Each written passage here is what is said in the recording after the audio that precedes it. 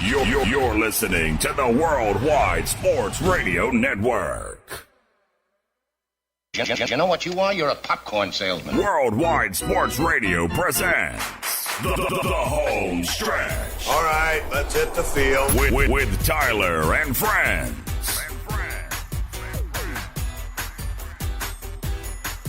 Hello! That was 8 seconds. Forever Kobe Bryant. Nice. Yeah, we got to get back to work, so got to try to shake off the cobwebs. Vanessa Bryant just completely ruined all that for me. But anyway, that post was awful to read. Awful. Vanessa Bryant just posted something, so of course the whole world had to watch. But welcome to the home stretch. I'm your host, Tyler Harrison. Much different vibe today than yesterday, along with Speedy Petey, who I'm sure is feeling better today than yesterday. Yeah, I actually want to take this time. I don't think I've ever done this. I want to thank everybody that tuned in yesterday. One of the highest drawings we've ever had. And ironically, it was, I thought, the most disorganized show I've ever done. And I didn't really know how to get through it, but I want to thank everybody for tuning in and supporting us as we, again, support the families of everybody that went through Sunday. I actually have a story, but anyway, if you want to call in, is the phone on, or are you dropping stuff? No, that was me dropping stuff. Oh, okay, good. Just my phone. No, it's fine. It's fine. Don't move anything, and we'll be fine. I'm not Earl. I'm not going to yell at you. 845-478-3272 is the number to call if you want to talk about anything sports related or not sports related. I'm completely off the cuff here, so if you got something to say, this is the place to call and say it. And I'll be honest that you're probably 100% wrong, and I'm always right. Of course you are. I'm just trying to get back in the swing of things, man. I've been off, okay? I've been off, and I know. even that one felt a little forced just now. I'm not completely ready to start ripping people apart, but, we got to move on because that's what Mamba mentality will do. However, I do want to say this right now. I know the ending of the show is Speedy's favorite part because I yell "see it." I will never do that again. I will continue to say "see ya." However, the show will forever now end with Mamba out after it. That's the only way I'll be able to honor Kobe on a daily basis besides with the Mamba mentality instilled in life, and that's about it. But I know what everyone's saying. Well, what about everybody else? And I've never done this personally, but there was a lot of I didn't know how to really start this show, and I kept hearing Shaq, and everyone be like, "Oh, we should have heard his Hall of Fame induction, Hall of Fame." That's all I kept hearing about was the Hall of Fame, the Hall of Fame, and I was like, "Wait a minute, we don't have to wait for the Hall of Fame because we have our own." Yes, we do. And there's no way I'd be able to do this after the show started, so we're going to kind of do this in parts.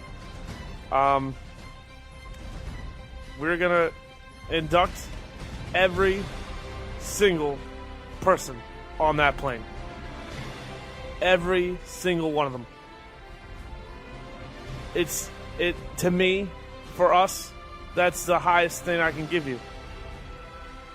And I will be damned if I don't do that. It dawned on me on the way here, and I think we should have done it yesterday, and I apologize. I wasn't even thinking yesterday. I was not thinking yesterday, but it hit me late, and as they say, it's better late than never, right? So, Right. I mean, for God's sakes, we're still waiting for some of these people to tell you the daily scores. But yes, it's all right. So what we're going to quickly do right now is we're going to induct everybody. Everybody. I'm going to go through, I'm going to find the list briefly. I'm going to pronounce their names right, all of them. And we're going to get this right because they deserve it and we deserve it. Because we deserve for them to know that they were cared for and that they didn't deserve a tragedy like this. And we're gonna do it, and we're gonna do it right. Because that's what Kobe would want, and more importantly, that's what we do for everybody. So, again, this is not Worldwide Sports Radio Network Hall of Fame. It's mine. It's me and Speedy's, and you guys can't have it. So, all right. The first inductions into the Hall of Fame will be Sarah and Peyton Chester.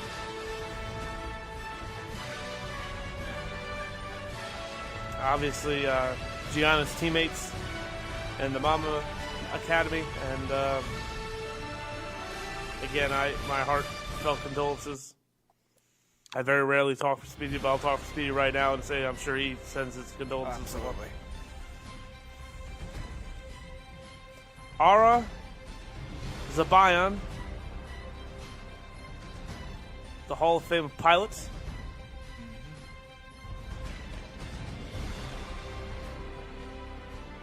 Amazing pilot that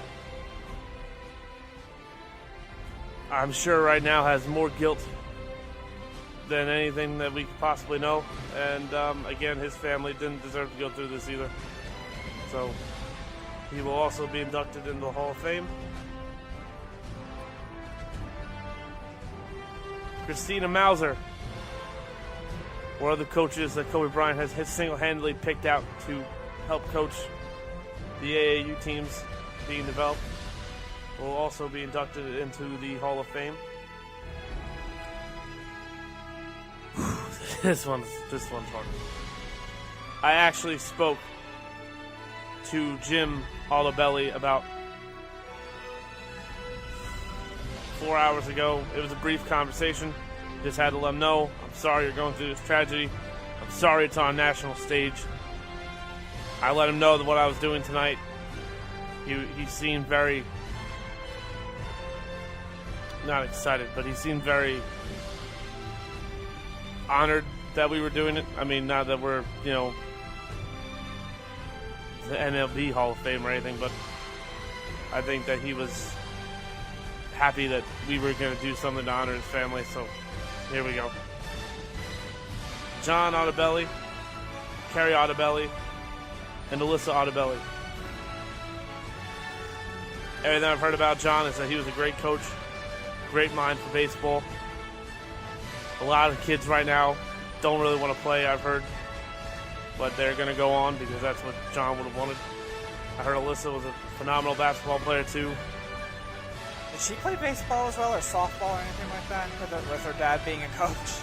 Yeah, the photo I see right now is of her in baseball gear, so I'm assuming so. I know that she was Gigi's teammate.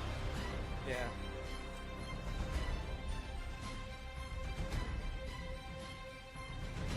And here comes the hard part.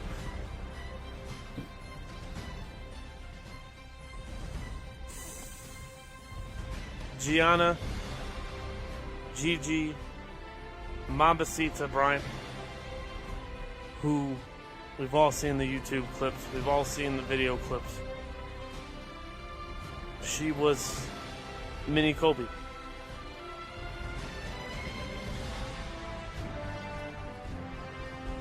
Everyone talks about the fadeaway jump shot that reminded them of the thought. As great as that was, okay, and I'm not by all means, the most impressive thing to me that I saw Gigi do was Kobe was guarding her and she just shrugged him off the shoulder and hit that step back. When I saw that, I said, oh, Kobe's got, that's Mamba. That's Kobe. That's exactly what I thought. I said, that girl's going to be a beast. That blood runs in the family. And Natalia is a top recruited volleyball player. Yeah, she is. Again,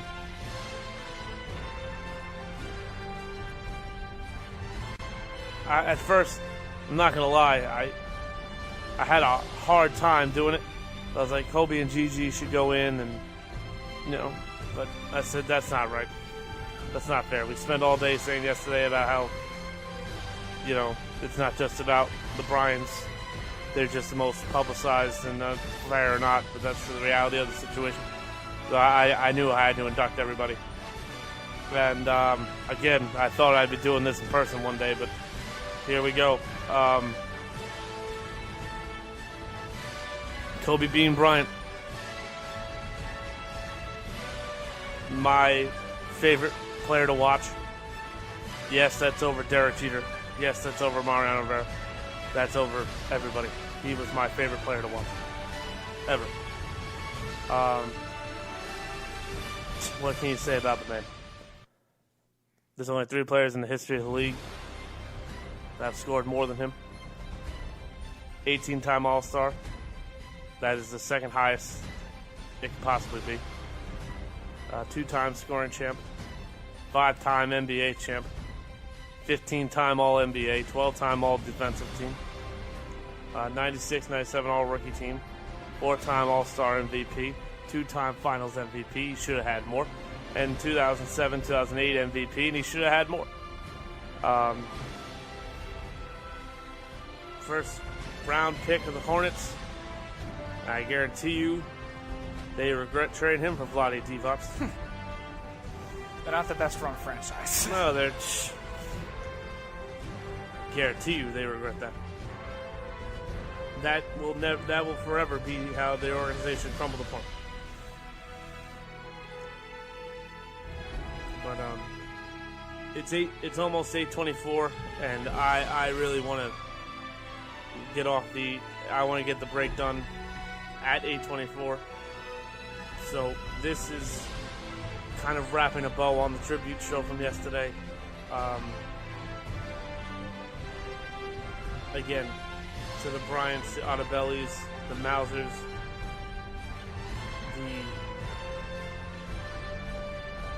everybody affected in that tragedy yesterday. I send, again, my heartfelt condolences.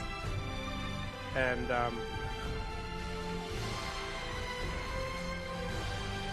day by day, it'll get easier, I promise.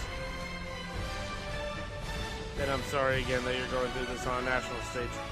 But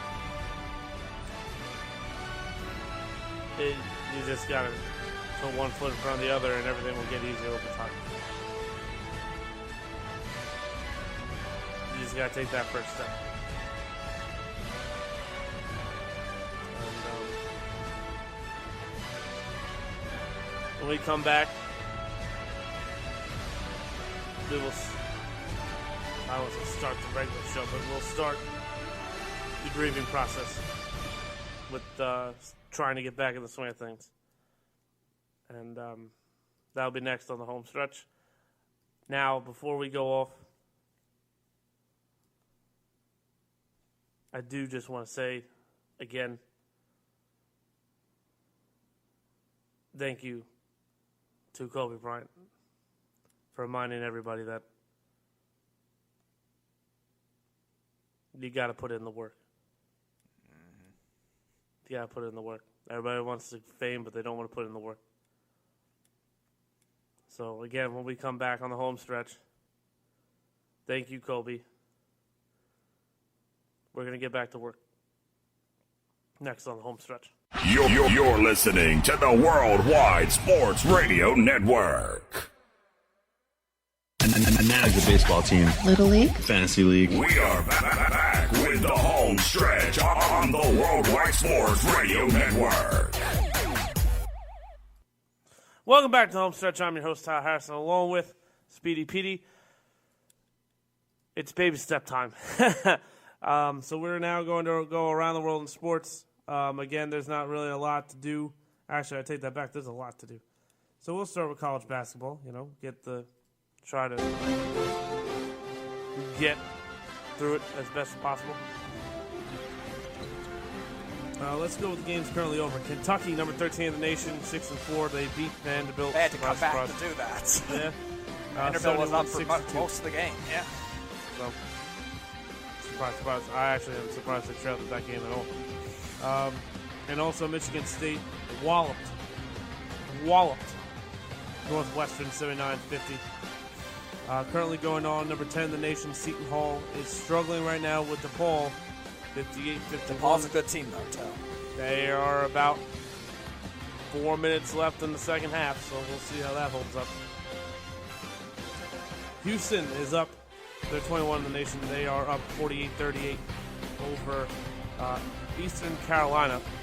So that's a surprise. 48-38. Here we go. LSU's beating Alabama again. Too soon for that joke? It's not surprising. LSU's 22nd in the nation. They're up 78-67. Yeah, they're on a tear right now. Over Alabama, as LSU is trying to get the rare double dose NBA March Madness. That's going to be hard. They lost a lot last year. Yep. There's about 7 minutes left in the second half of that one. Number 7, Dayton is up 66-60 over DeQuaite. Duquesne. What? Duquesne. Oh, I can't pronounce it. 7 in the nation. Again, there's about 4 minutes left. You can watch that on CBS. Yay. And right now, and I'm going to call this upset happening. Texas Tech is up over number 12 in the nation, West Virginia, 21-19. That's on ESPN Plus. Yeah. At 8:30, 24, Penn State takes on Indiana. I think that's an upset. Number 4, San Diego State takes on New Mexico. I think San Diego State could lose this game too. Number 6 in the nation, Louisville, I think will beat Boston College. And then number 1 in the nation, Baylor takes on Iowa State. Indiana upsetting Penn State wouldn't be that big. They're both pretty close right now. Right, that's why I'm saying. Well, you know how people are. They No, I know that, but I think Penn State is only like half a game up on them. I think they're if that. Yeah, I think they're 14-5 and Indiana's or 15-5 and Indiana's 15-4, something like that. And this one's going to be a little hard, so give me a second. We're going to jump now to the NBA.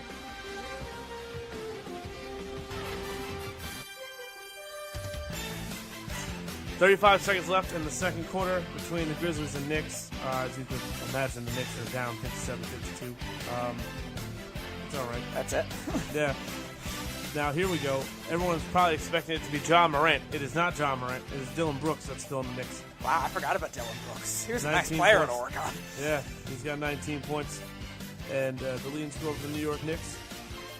Oh, goodness. Yes. Okay.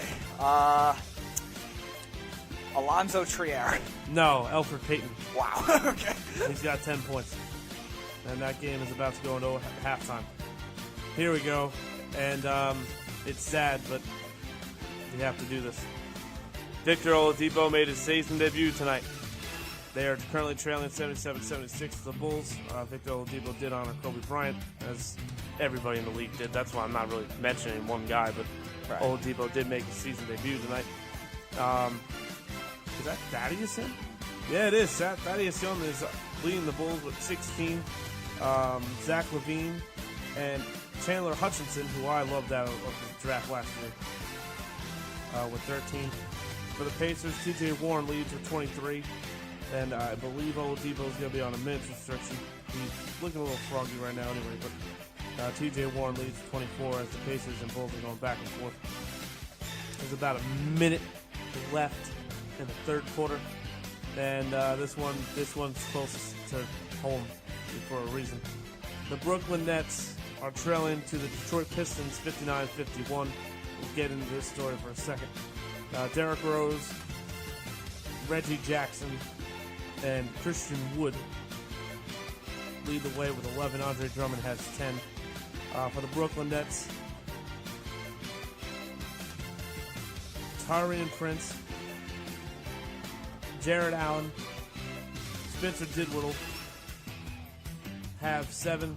Garrett Temple has 8 now, as he made a jump shot, I believe. And Kyrie Irving is back with the Nets, and he has 7. And Kyrie Irving is probably the most affected by the current NBA players, as, again, he idolized Kobe, and he's very distraught right now. But, again, he knows Kobe would probably want to play, so he's out there right now for the Brooklyn Nets. as this game has about 3 minutes left in the second quarter. At 8:30, the Utah Jazz will take on the San Antonio Spurs in a must-win. The Spurs have got to start playing basketball at some point if they want to get in the playoffs. But it looks as if they are going to start selling some pieces. Here's a good game. Trade him now. Yeah, well, I don't know what they really have to trade, but that's not the point. Now, yeah, they got DeRozan and Aldridge. DeRozan, I think, is definitely a name to see dangled. You need some level of shooting, and he can play defense, too. Not a three-point shooter, but he can shoot mid-range. Right, but there's no mid-range jump shot in the NBA anymore. It could be a difference in a playoff series. No, it can't. It can't. At 10 o'clock, this is going to be the game to watch of the day. I'm telling you right now, this one could probably be the highest scoring game of the year. The Houston Rockets take on Damian Lillard and the Portland Trailblazers. And that game will be on ESPN. And also at 10 o'clock, Chris Paul, who's put an MVP-like season up, leads the Oklahoma State Thunder to the Sacramento Kings to take on the Kings. As Shaq used to call them, the Queens. just trying to get back in the swing of things, people. I apologize. Yep, no, I didn't need to know that. Thank you, CBS, for being an hour slow on that one. Well, we go to hockey now.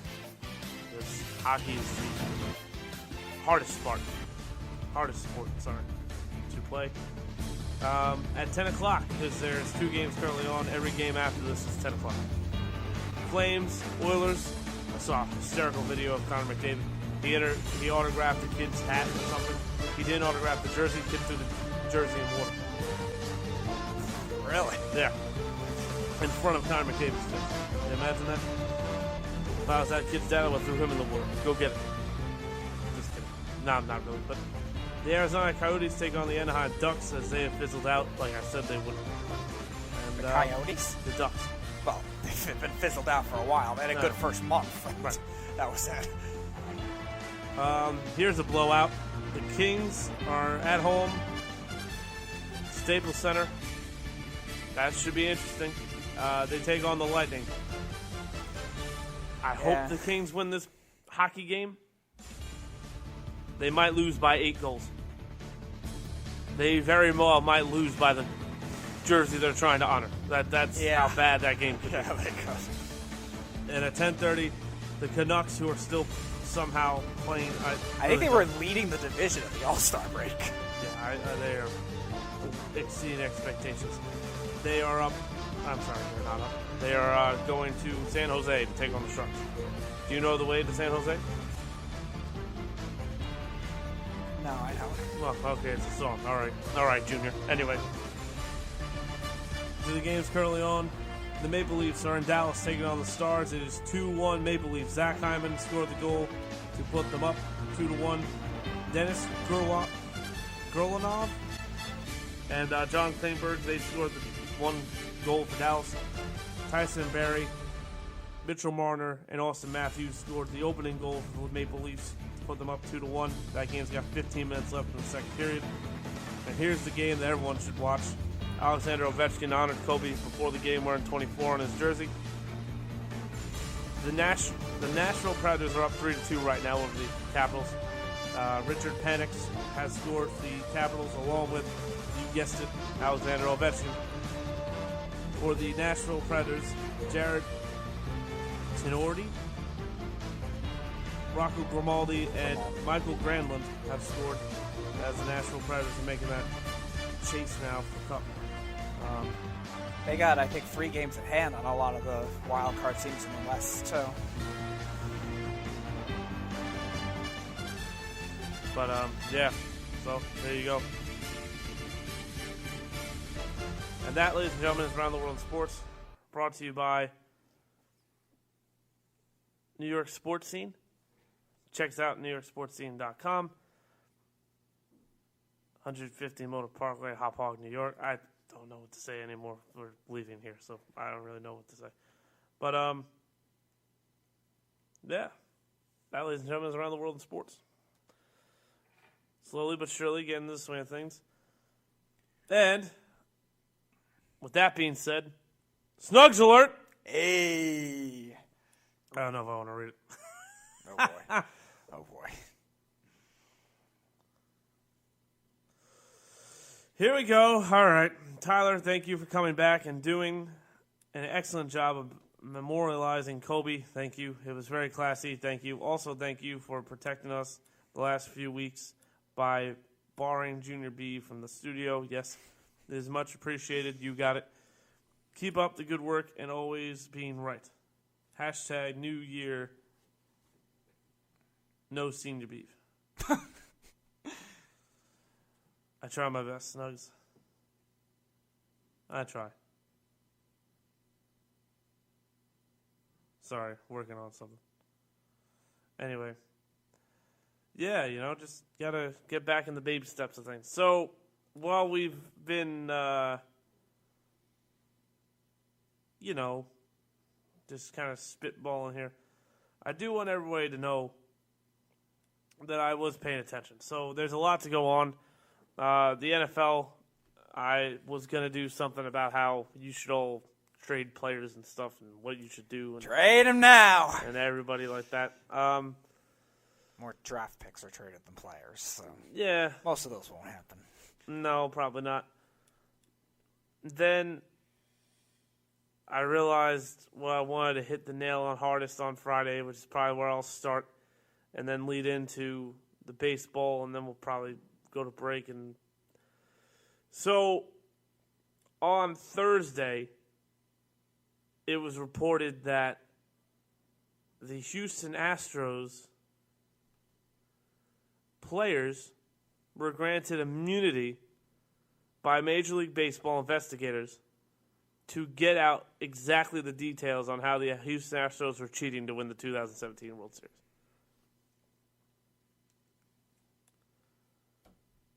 I mean,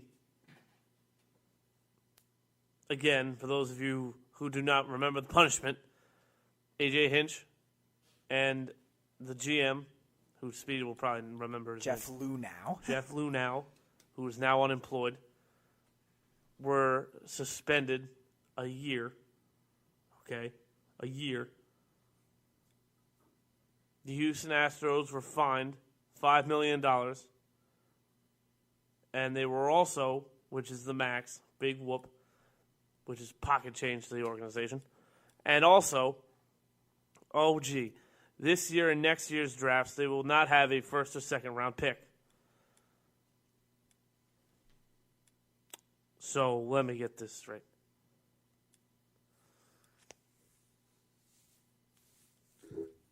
Everyone told me that the investigation should lead to more evidence, right? Like they need to know. They're probably waiting on the penalty, so that way they can gather all information. Yeah, I think that's likely. No, they got all the information already. The investigation is done. That was the punishment. Which There still could be more, though, I think. there's not going to be more. Okay? This is what happens. And this is unfair in life, but this is just how it goes. When you outsmart something to the degree in which Houston Astros have outsmarted baseball, generally speaking, they won't punish you because they were that much dumber than you. Major League Baseball went, oh, man, that was creative. How'd you guys do that? No, you're not in trouble. Wait, how'd you do that? Wow, that's amazing. Yeah, I mean, you're going to get in trouble, but damn, that's good. Well, how much trouble are we in? Slap on the wrist. Okay. Now, for those of you, then today, Dusty Baker was announced the Houston Astros manager, so that's why this is relevant. Let's just swap out. Let's really just take a look at this situation for a second. The Houston Astros had to pay $5 million, which, again, is nothing to a major league owner. He loses 2 draft picks. Let's just be honest. They don't draft well to begin with. But even if it's not the Astros, any organization, the first and second round picks are crapshoots. The draft is a crapshoot. It's like 12 rounds deep. Yeah.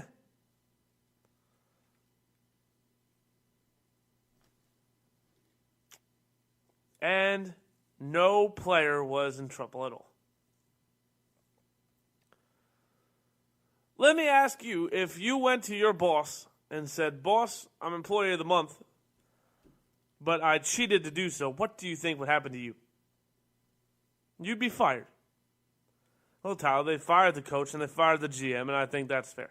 So, no, it's not fair because, again, and I want to actually preference this by saying, if you do not, and I guess I feel better than I do because I'm ready to now swing at people again. If you think for a second that this didn't go up to ownership for the Astros, you are a Houstoning fool. You're a fool. If you believe the Houston Astros did not have this go all the way up top, I have a bridge for in Brooklyn that I would like to sell you. I have a pair of shoes that'll just make your girlfriend's feet light right up. And they'll only fit just hers. They're perfectly made. That's who I'm talking to. You're a gullible sap, and you need to wake up. This was a huge blunder on Major League Baseball. Huge! You got bamboozled. You got hoodwinked. You were deceived. You were fooled. You were played, and you lost. Major League Baseball looks terrible now. Awful. And you know what's unfair about the whole thing? The Boston Red Sox are gonna get slammed with a penalty. It's just the inevitable. When you get fooled by something once and you go, damn, I shouldn't have let that happen, and it's on the verge of happening or it does happen the second time, who are you generally more mad at? The person that did it the second time, regardless if it's fair or not, because you let the first one get away with it. Why do you think middle child syndrome is a thing? The oldest did something, either got away with it or got a slap on the wrist. The middle child did it, or the second child does it, and it's not as lighthearted as the oldest one, is it? As I'm an oldest child, I'll tell you right now, that's how it goes. That's exactly how it goes. Also, so Major League Baseball now has a huge problem on their hands. You know why? George Springer's first at bat, he's going to get thrown at. Altuve's first at bat, he's going to get thrown at. Gilliel, probably the same thing. McCann, probably the same thing. The Houston Astros are going to go in there, and Alex Bregman's probably going to get the biggest wallop of them all. The Houston Astros are going to be in some fights this year. They didn't just piss off the Dodgers fans because they didn't lose it. They pissed off all of baseball. There are organizations that were trying to red flag them years ago. Years ago. This report didn't come out of nowhere. In 2014, I think Logan Morrison reported it. No one batted an eye. And Mike Fiers, you want to act like a hero because I reported it. You think you should keep your ring? Yeah, I do. What? How the hell does that work?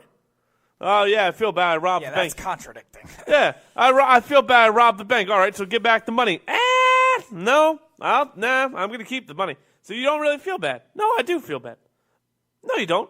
You just want to keep the freaking money. So you don't feel bad. Yeah, because you were also a huge part of why they won. Yeah, okay. I can't imagine. Like, how dumb are people? How dumb can people actually be? I'm in shock. I'm not at a loss for words because I called this. Major League Baseball was going to ruin this investigation. I said it the minute they announced it. No. They're going to come down. It's going to be the stiffest penalty you've ever seen. That wasn't a penalty. Here's basically how it went.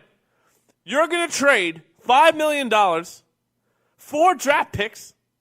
You're going to get a new coach and a new GM, and you're going to win a World Series. Let me ask you this question. If you went around the league and told that to all the owners, how many owners would sign up for that punishment? Every last one of them. They would have always done it. And Dallas Keuchel goes, well, it's not like we did it all year. No shit, Sherlock. No shit.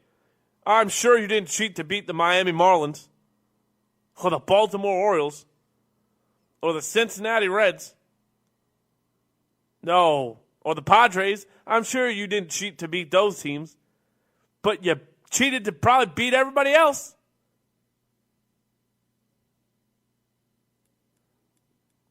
And let's just say you really didn't even cheat that much in the regular season. Does it really matter? Does it really matter? You definitely cheated all postseason. You cheated to beat the Yankees. You cheated to beat the Red Sox. And you cheated to beat the Dodgers. So I ask again, what's the punishment here? There's no punishment. None at all. The players got away with it. The team got away with it. And everyone's okay. So you think there will be no more evidence? It doesn't matter. You can't grant somebody immunity. You cannot give them that. And by the way, they're not dumb. I'm sure there was a player representative there from the Players Association that was a union-binding thing. If they spill the beans, we want on paper, you're not coming after them. Okay, fine. Because I'm sure there are levels to this. I'm sure Brian McCann and Jose Altuve were not on the same level of guilty. Okay? Right, that's what I don't know yet, and I think that's Right. what's more evidence is what I'm referring But to. it's not, it doesn't matter. You granted immunity. If you spoke, then fine. But let's just be honest. I'm trying to think of who they have now that they didn't have. If they suspend Zach Greinke, does that make sense to you? No. Okay, then. No, I'm not even saying So- that. No, they're not gonna take away from the current roster that wasn't on the 17 roster. Right. So that's my whole point to you. I didn't know. No one's going to get punished. No, what I'm saying is they're not going to suspend anyone that's past 2017. They're looking at specifically the World Series team because it was a World Series team. No, I understand that. I agree with that part. What I'm saying to you, though, is if they everyone from the 17 team had immunity to tell them exactly how it went and exactly how deep it got and exactly the details of how they cheated. So there's no new evidence. They know everything. Baseball knows There is new all. evidence. There's the buzzers, the microphones. They came clean about all that. It's new to the media. It's not new to Major League Baseball. Major League Baseball is going to act stupid because then you look real bad. But to be quite honest, they'd look better if they came out and said, we knew about the buzzers. We know exactly how everything went. We can't punish them because they were honest. So now, okay, because again, the association was there. There's no way a player is going to spill the guts on that deep of a conspiracy theory and not have the association union there. Not going to happen. Now, this is where everything starts heading right. Who are the two big names that were thrown under the bus? The two guys that were no longer there. Beltran and Cora. Okay? Carlos Beltran got fired by the Mets. He stepped down. He didn't get fired. You're an idiot, too, because Carlos Beltran was not going to step down. He wanted to be the Mets manager. That's why he took the job. He didn't take the job to go, you know what, I don't know if I want to do this. You're right, I will step down. He took the job for 4 years. He wanted to do the job. He did not step down. The Mets said, we're going to fire you. If you want, because you mean so much to us over the years, we'll act like we can do an agreement that you resigned. The Mets did not say, we don't know what we want to do. Do you want to walk away or not? No. The Mets wanted to fire him. They just didn't know who their next head coach was going to be. So they had to do that process all over again. They were just stalling until they knew who their next head coach was. That's it. oh, well, Alex Cora deserved to be. Alex Cora, and this is why, and this is where the unfairment of this is going to come in. Alex Cora is an idiot. How do you cheated the same way in Boston? The same thing, okay? So here's what's going to happen in Boston. There's not going to be immunity in Boston because they're going to go to Boston and say, we know how you did this, because Houston basically told us how they did it. And all you did was enhance it. So now here's what we're going to ask. Who did what and how much does everyone know? That's the questions Major League Baseball is asking the Red Sox. And guess what, Boston? Mookie Betts, you know why they're trading Mookie Betts? Because Mookie Betts probably won't be able to be around the Red Sox. The penalty they're going to get is going to be much, much severe than the Houston Astros got. And it's going to be a hoax. It's going to be a sham. The Astros should be severely more punished than the Red Sox. So that way the Red Sox know we shouldn't have done this. It was a mistake. Alex Cora, you're fired. Again, the Red Sox didn't want to file Alex Cora. The Red Sox had to do it because they knew now. Damn it. All right. We're going to be guilty of this too. Oh, boy. There we go. All right, Alex, just step down. Just step down. We can't do this anymore. Just go away.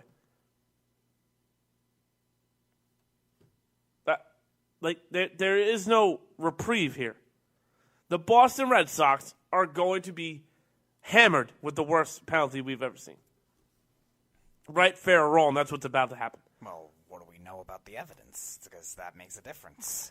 Major League Baseball is not going to come out with the evidence because they know it already. So they can't go in kind of fooled because they know now to the extent of how they did it. So now you have to go in there like you know what you're doing because, quite frankly, they completely botched the whole Astros thing. They were so, no, I don't know if that's possible, but I guess we'll have to look it out. How do you relay all those signals? Oh, boy. Oh, this is bad. Oh, boy. Can you guys explain how you did this?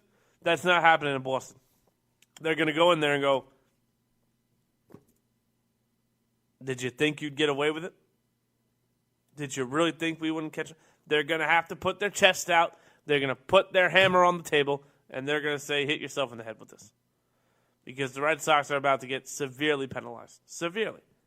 The $5 million is going to be one thing, because that's the max. Okay? There are going to be players suspended in Boston. Probably Mookie Betts, which is probably why they're trying to trade him now, because they probably know that he's going to be the guinea pig. He's going to get the most severe penalty. He's the best player. That's how you punish the Red Sox. And also, and now again, do you think he was the primary guy that drove it on in terms of the players, though? That we'll have to wait and see what Major League Baseball announces. But I will say this. I do believe Alex Cora should get banned for life. Because you did not once but twice. So that to me means you didn't learn anything. You just wanted to keep cheating. Mm-hmm. They have a new GM. I don't know if Shane Bloom. No, Shane Bloom I know is the GM now. I'm trying to think of the last guy. Oh, Dave Dombrowski. Dave Dombrowski. I don't think he's employed now. I don't think he'd be employed anyway. Well, all the bad contracts he gave out. So he's probably not going to get a job, but he might get suspended for life too. Who knows? No, not for life. He'll probably get a year. You can't penalize him more than the other guy. I'm assuming that it'll be Sale, Betts, Benintendi, Pedroia, and maybe Bogarts. Those are the best players there on that team. They all contributed mightily to their success. And right, wrong, or indifferent, that's kind of going to be what the media and the public believe anyway, regardless if it's true or not. So now, That's what I think they have to know, if it's true or not, and if it's true. Because doing that is maybe a perceived notion based on, okay, you cheated, we're going to go take out your best players, when maybe they weren't involved. Maybe they didn't know. But see, you don't know. No, stop. I'll cut you off right there. Everybody in the organization knew what was going on. Everybody knew. There's no way one player does it, not the other 8. Did everybody when the Black Sox, did everybody know in that case? No. Did everybody know? Probably. Not everybody might have participated or liked it, but everybody knew. Not everybody knew. That's not true. Not everybody and knew. you're talking about different. You're talking literally over 100 years ago. Okay. There's no way with technology now and how close people get. There's no way. There's no way. No way. Yeah, but with technology also comes. And here's the other thing: Alex Cora was a rookie manager that year, right? Yeah. So who are you going to talk to about this? The best players, because they're the ones that have the most to lose. And if they don't buy in, they're not going to rat out their teammates because they know that they're going to need the help, and they're not going to rat on themselves. So that's who they went to. Right, but which is everybody I just. I'm not gonna automatically assume that their best players are automatically the ones involved, though. Either. Nope, but I guarantee you the best players knew about it. I'm saying most likely they did. I'm just saying that's not just going to be the notion just to get at the team. You have to actually investigate further, and I think that's what they're doing with the Red Sox, and that's why whatever penalty they end up getting hasn't been announced yet. They're trying to finalize how they did it, what technology was utilized, and probably the same thing with the Astros. They're trying to investigate the buzzers, the pieces behind the jerseys. They can't investigate anymore. I'm telling you, they knew about it already. But why can't they investigate anymore? That doesn't make any sense. Because you cannot try somebody for the same thing twice. But that's literally a law in this country. You can't do it. Once you're penalized once, that's it. I thought you could with new evidence. What new evidence? Major League Baseball. Anything they could keep finding. No, the media just found out about that. Major League Baseball already knew. I didn't say the media. I understand that. But now people are going about the buzzers. Major League Baseball knows everything about the Astros scandal. I'm telling you, they know everything. They were granted immunity. Everybody was seeing like canaries. Everybody. Well, he did this, he did this, he did this, he did this, we did this, we did that. Everybody knew. Every single person on that roster knew. Every single person had a hand in it. That's why nobody was suspended, because the whole team would have been fired. That's exactly how that goes. Major League Baseball knows everything already. They're not going to come out and say, yeah, we knew about that, because how bad do they look then? They look even worse. Major League Baseball, that shield right now is absolutely tarnished to me. They screwed that up big time. Huge. No, right now they did, but I'm just saying you don't think there's any chance they can find more with different, I guess, locations, maybe hidden evidence, maybe evidence that was thrown out. Because obviously they're going to try to get rid of all that they can. Maybe some of the players that ended up playing on the 17 team and then going to other teams that might have moved. They might have taken stuff with them. You don't know what more they can find. And that's why I think in terms of the players getting suspended on that particular team, the 2017 team, there still is a possibility that more guys could get suspended. If new evidence comes out with the technology, because they can get rid of everything that they want, and I'm sure the Astros did that already, and the ownership can try to hide whatever that they were involved in, because I do think they were involved in stuff too with the messages they did, found the signals they were giving to the camera guys, and them having the most money, they can purchase the most technology. So I still think it's possible to the extent where they might have sold everything back, they might have had some kind of black market thing, and if that ends up being investigated, that's all of a sudden a new case too. So I think if there's new evidence in maybe a separate incident, they still can try it later on. I'm going to disagree with you just for the simple fact that, and let me just point this out there, if you're right, those players are idiots. You have immunity. If you didn't tell Major League Baseball everything, you're dumb. You're absolutely dumb. Mm-hmm. Well, immunity means It means they could have slept with your mother. You can get mad all you want, but that means you're not getting in trouble for whatever you tell them. And you can get arrested for withholding evidence. Yeah, well, no. If they did that, then you are not that bright, my friend, because you absolutely should have told them everything.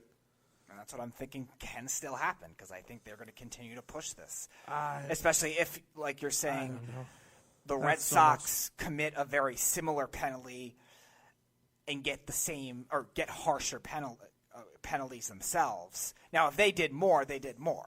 And that's what I still believe to this day with the replay room. But if they commit the same level of cheating and they get more, then there might be complaints that way, and then they can keep investigating the Astros. It's very possible that ends up being the case, especially with the mutual of Alex Cora and, again, probably other people that we don't know that are involved. I mean, the Yankees are accusing it for the London series. Was there a mutual guy involved? Astros and Red Sox played each other in an ALCS. Could there have been a commonality there that we don't know about? It might not be anyone even employed with the team. It might be just somebody who just knows somebody employed with the team that might have been involved in this. So that's what I don't think Major League Baseball fully investigated with, probably because they didn't think it had to go that far. But at this rate, it might. And that's where I think it could happen later in the season. No, this has to get put behind by opening day. It should. I don't think it will, though. If this still is going on by opening day, Major League Baseball screwed up big time. Speaking about screwing up, we're going over again. So we will take a quick break. And when we come back, speaking of those pesky Red Sox, reports are that they are very, very serious about trading Mookie Betts. Along with the Colorado Rockies trying to trade Nolan Arenado, and a New York team is now finally entering the mix. This is probably news to you guys. It's not news to me because I knew they'd go get him. That's right, because I'm just light years away from you people. Light years. I'm always right. Find out why I'm right on the home stretch next after these breaks. You're listening to the Worldwide Sports Radio Network. I manage a baseball team. Little League? Fantasy League. We are back with the home stretch on the Worldwide Sports Radio Network. Hello, welcome back. Tyler Harrison here along with my co-host / producer, Speedy Petey. So what we're about to do now is, as I promised before, Mookie Betts, Nolan Arenado, the rumors are heating up. Nick Castellanos signed yesterday with the Cincinnati Reds. Does anyone really want to go over that? Another move that makes me scratch my head and go, what are the Reds doing? That's really it. What was the contract for that? I don't know. Speedy, I have no idea. I don't know, Speedy Petey. I do not know. But, let's take a look here. Major League Baseball trying to update here. Is Betts likely to be traded? 4 years, 64. He's what, 30? He is 27. Really? Mm-hmm. Yeah, that's not bad. That's not bad. Not great, not bad. I guess so. I guess. Right about now, I'm trying to figure out who's in play for the Mookie Betts sweepstakes. Apparently, everyone keeps telling me the Padres. Nah, I don't believe you. Well, it's possible because the Red Sox need a lot of pitching. So if they do end up trading Mookie Betts, they're going to want a team with pitching-rich prospect pool, and the Padres definitely have that.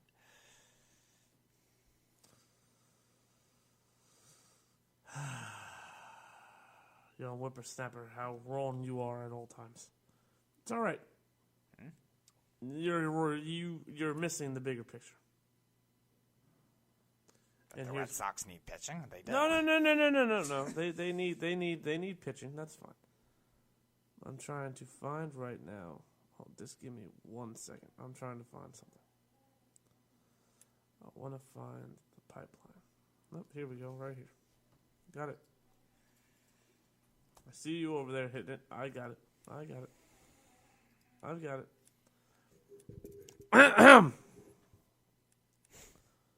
Let's see how this works out, shall we? I'm just gonna count alone how many times I see a particular team. Okay, so the Blue Jays have 3. The Rays have 6. The Rays are not getting Mookie Betts. The Orioles have 4. The Yankees have 3. Red Sox have 1. Indians have 2. Royals have 3 top 100s. Tigers have 4. Twins have 5. White Sox have 4. Blah, blah, blah. Let's just go to the Padres, shall we? Brewers have none. No. Diamondbacks 5. Padres have 5. Mackenzie Gore, who's going to be up this year. C.J. Abrams, who's far away. Not far away, but a year or so. Luis Patino's a few years away, probably next year. Luis Campusano, he's next year. And Taylor Trammell, I think you're going to see him this year. Well, Taylor Trammell's, I don't think, a big need for them. No, he was. I think they really should target pitching. That's really what they need. By the way, all 4 of these guys are basically top 50 prospects. But there was one pitcher in that group. You want to know who the boss? But didn't one of them come up though too? Gore. No. Gore didn't come up. Gore pitched a little bit last year. Oh, did he? I thought he pitched an inning or so. No, there was one I think that definitely came up in the second half, and he didn't play well. But I thought he was a high-end prospect.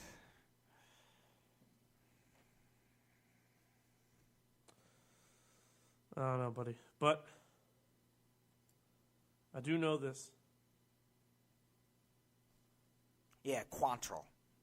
That's what I'm thinking of. He was a really good prospect last year, too. He came up, I think, in the second half of the season and didn't pitch well. 5.16 ERA.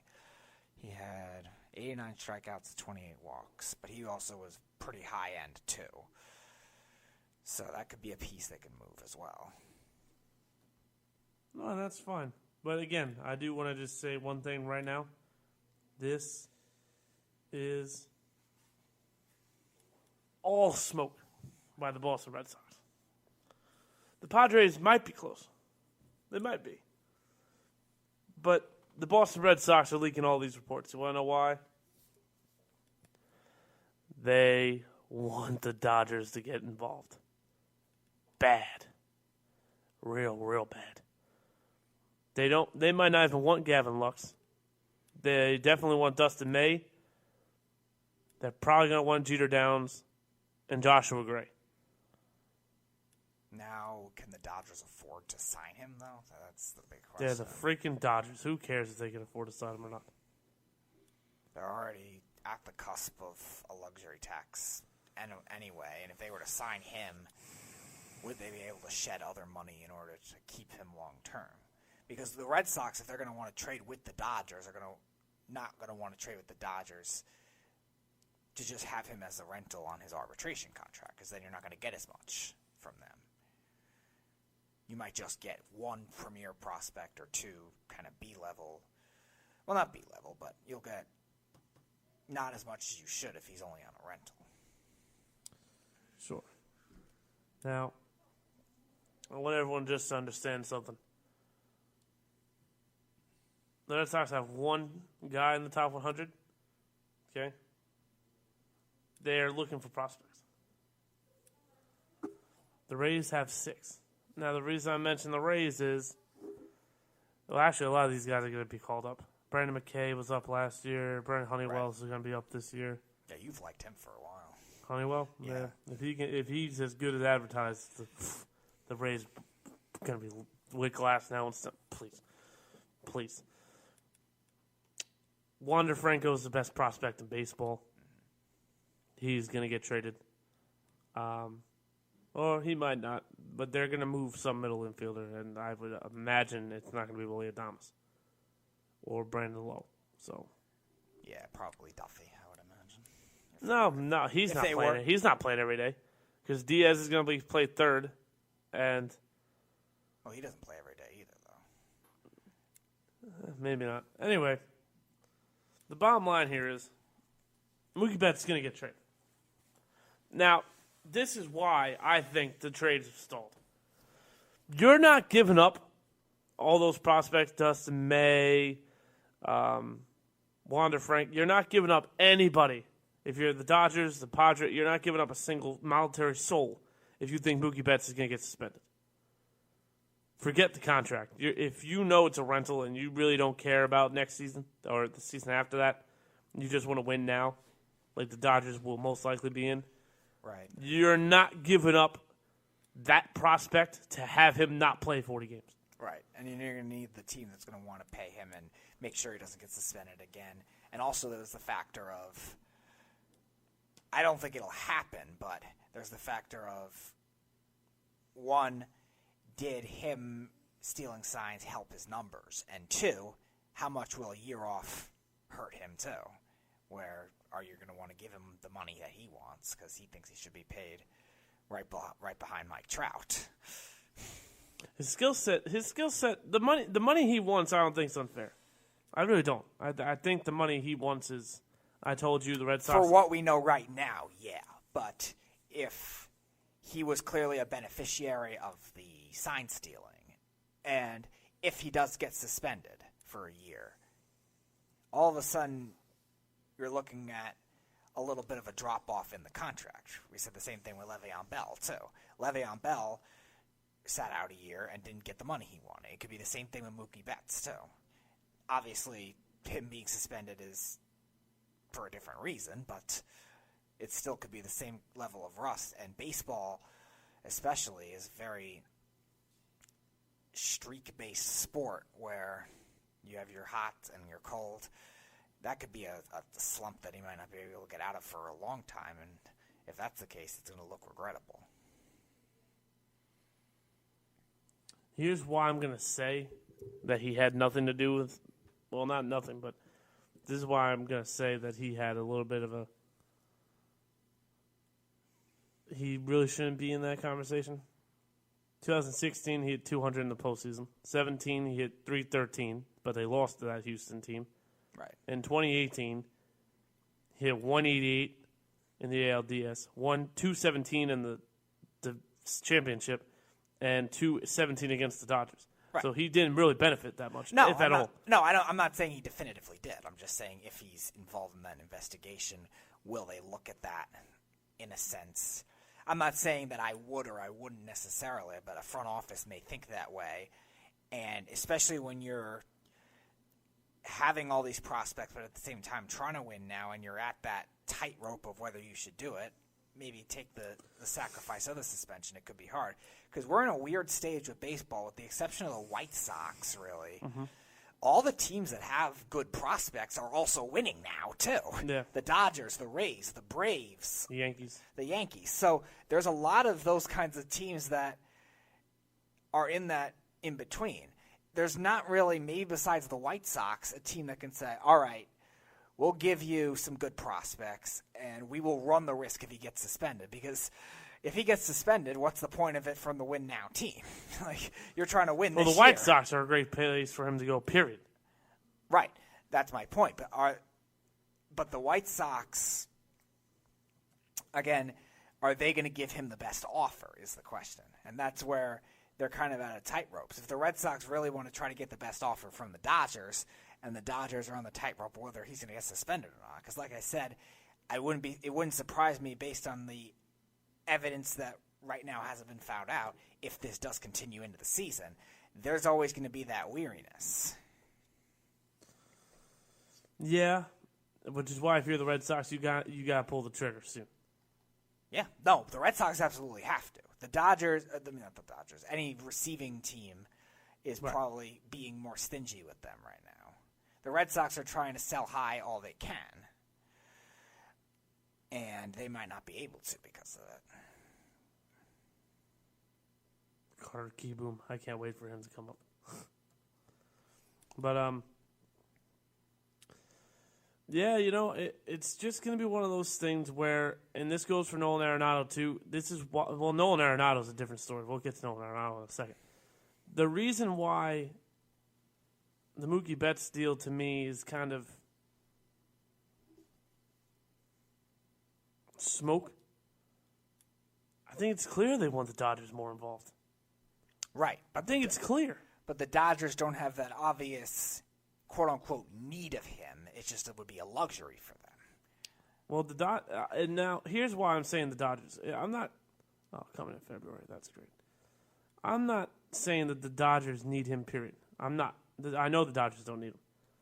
The Dodgers were the ones saying they wanted Lindor or they wanted Betts. In the winter meetings, that's all you heard. Betts, Lindor, Betts.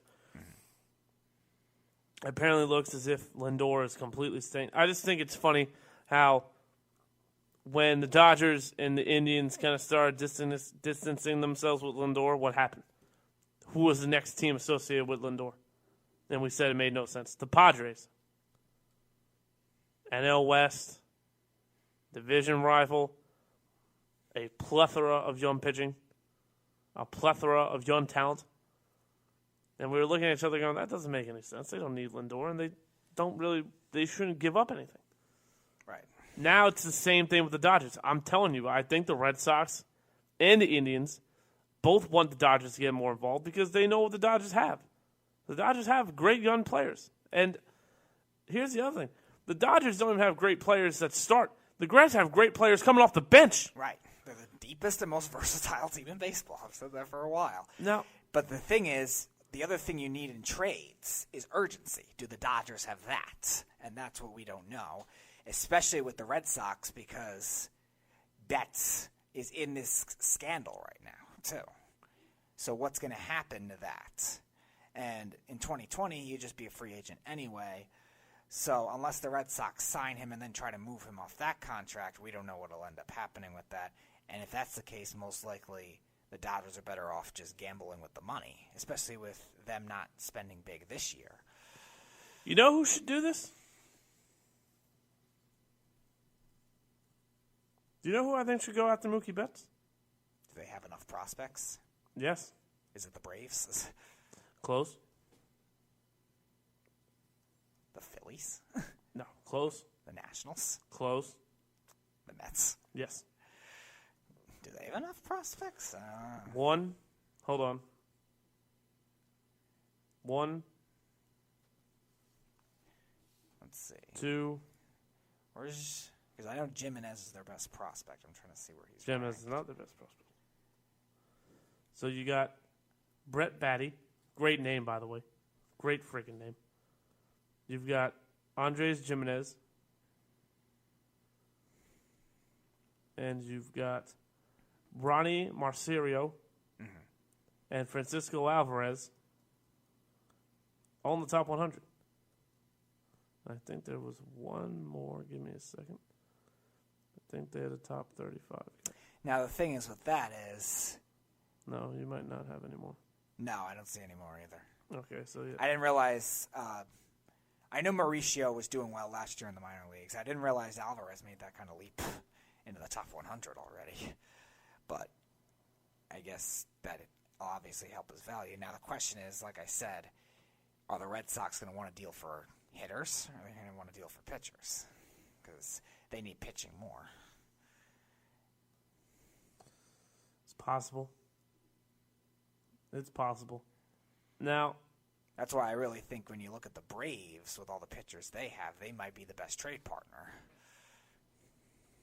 But do they want it for the urgency? Because they just signed Marcell Ozuna, so they don't have that hole in the outfield anymore. Well, that Ozuna is just a stopgap for Christian Pache. Once Pache is ready, it's off to the race. I agree. But now my thing really is the Twins could do it too. But again, more of their prospects are hitters too. It's the same kind of thing. Yeah, but the Red Sox, here's the interesting thing about the Boston Red Sox. If you look at their roster right now, it's really not deep. I didn't say it was, but I think if they're going to try to trade a player like Betts, they're going to want to do it for high-end pitching that they can build with from there because they know it's their biggest need. Obviously, the contracts that they have already have been a problem. So they at least could build with that because if they don't get the offer there, you're just essentially the same team replenishing with gambling youngsters at that point where you're going to end up being the same team anyway, and then you'll just have to have the same problem gambling for pitchers, which you're going to be cash-strapped as it is. So if you're going to sacrifice that level of player and that level of a contract, you're hoping to get value that could help you maybe in other areas. I think if you just get the hitters back, it's really just going to be the same thing, and you're just going to be the same team with the same problems. Maybe. That's possible. I mean, he did win 84 games last year. So, right, Christian Vasquez is their catcher, so they're not trading him. He's got no value. Right. Now, this is where everything gets a little crazy here. So, Devers and Bogarts are third and short. And the reason I skipped second and first is because apparently Chavez will play first, Moreland will not play, and Peraza will play second. I think Chavez will play second, and Moreland will start first, but whatever. Benintendi, Bradley, Betts, and Martinez. So, that's fine. And then you go to the rotation, and this rotation is just awful. Mm-hmm. And the bullpen's average at best outside of Brandon Workman and Matt Barnes. Right. So I agree with you that pitching should be what they're looking at, but you also need to understand that they are pretty thin when it comes to everyday players. And not only that, are they, and this is the other kicker that no one's talking about. So not only are you worried about Mookie Betts getting suspended and signing long-term and the prospects you want to give up, the Red Sox, don't forget, want David Price's contract involved in whatever trade they make too. Right, and that's going to downgrade the prospects they're going to get back. So. Sure, but now this is the interesting part, and this is why I again am saying the Red Sox want the Dodgers involved. The Dodgers are the one team in the league that can eat that contract, put Price in the bullpen, and might be able to revolutionize his career. That's possible because Price was better out of the bullpen in what postseason was that? Was it 18? I think it was when they won the World Series. No, he started that game that he was really good in. I think it was the year before, even though they lost the series. He had that one bad start against the Astros, and then I think they put him in the bullpen and he did well. I think it was that postseason. I'll look at you. Let's take a look here. Postseason pitching. He's pitched pretty well in the postseason. Now, the Dodgers might do that to give less prospects away, which I think maybe is why these contracts are stalling right now. These trades are stalling right now.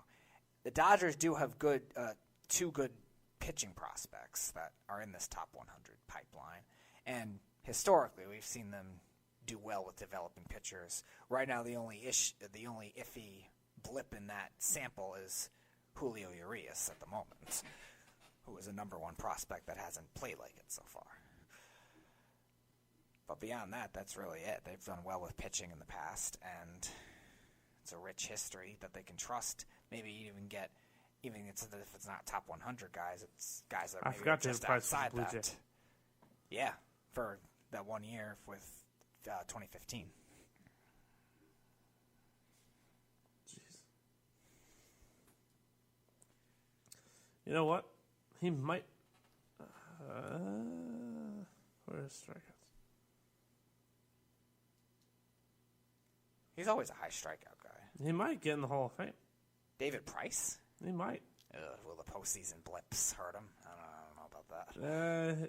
It's only really that one bad start against Cleveland.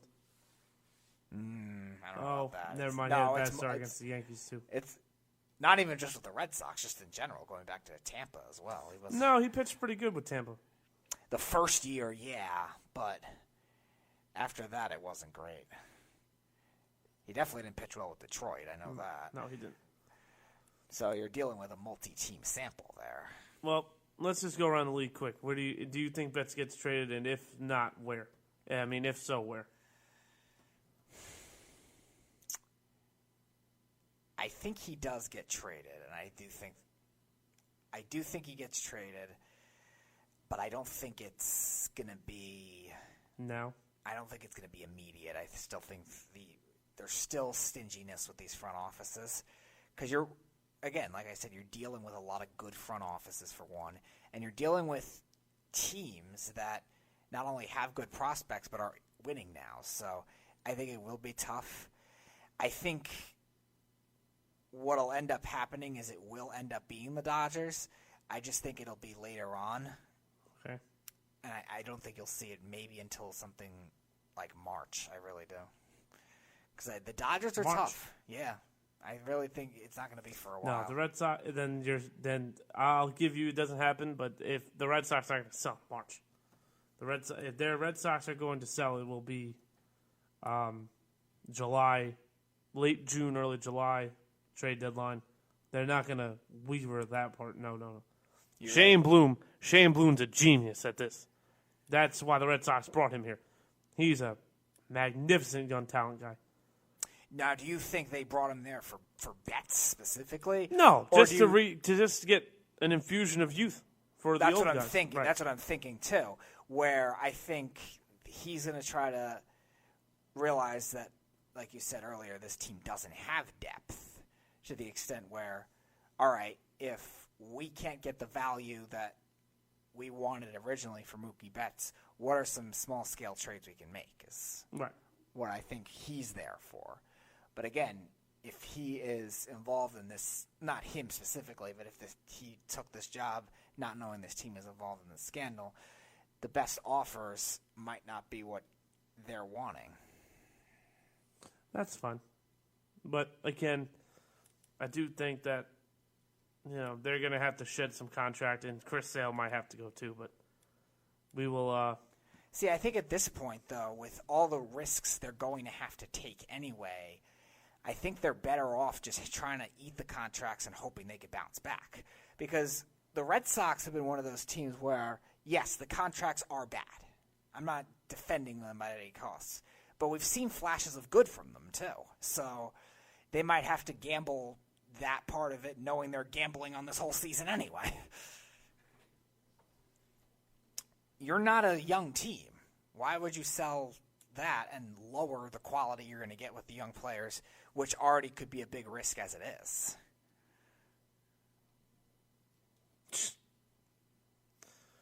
So, we'll get to that in a second.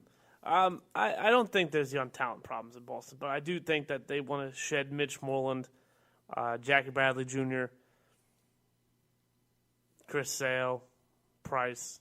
The only one that they're probably going to keep, Eovaldi could go to. Right. The only one I would keep is Rodriguez. That's really it. Right. So that's that. I was going to take a break, but honestly, just screw it. There's 20 minutes left. On the flip side of that, the other big name being rumored to be traded is Nolan Arenado. And this, to me, isn't surprising whatsoever. I was more surprised they signed him at all. I'm surprised they even got the extension, to be quite honest. I remember at that time, they were coming off a year where they were a playoff team. Well, right, but even so, I told everybody, I just don't see the reasoning here. You should have traded him high. Like Corey Kluber, for example. But again, Corey Kluber's the same kind of thing. They were a consistent playoff team. Right, but did you get the return that the Indians should have got for him? Oh, no. I'm not saying now they did, but... The Rangers gave up nothing. Yes, because what we know now is not what we knew then.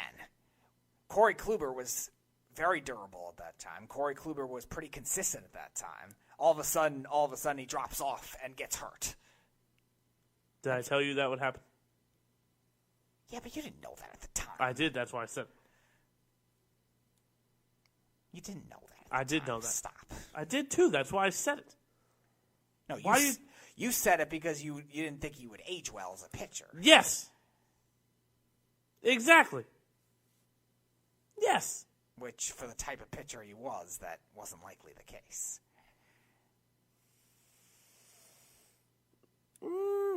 I said he would start getting smacked around.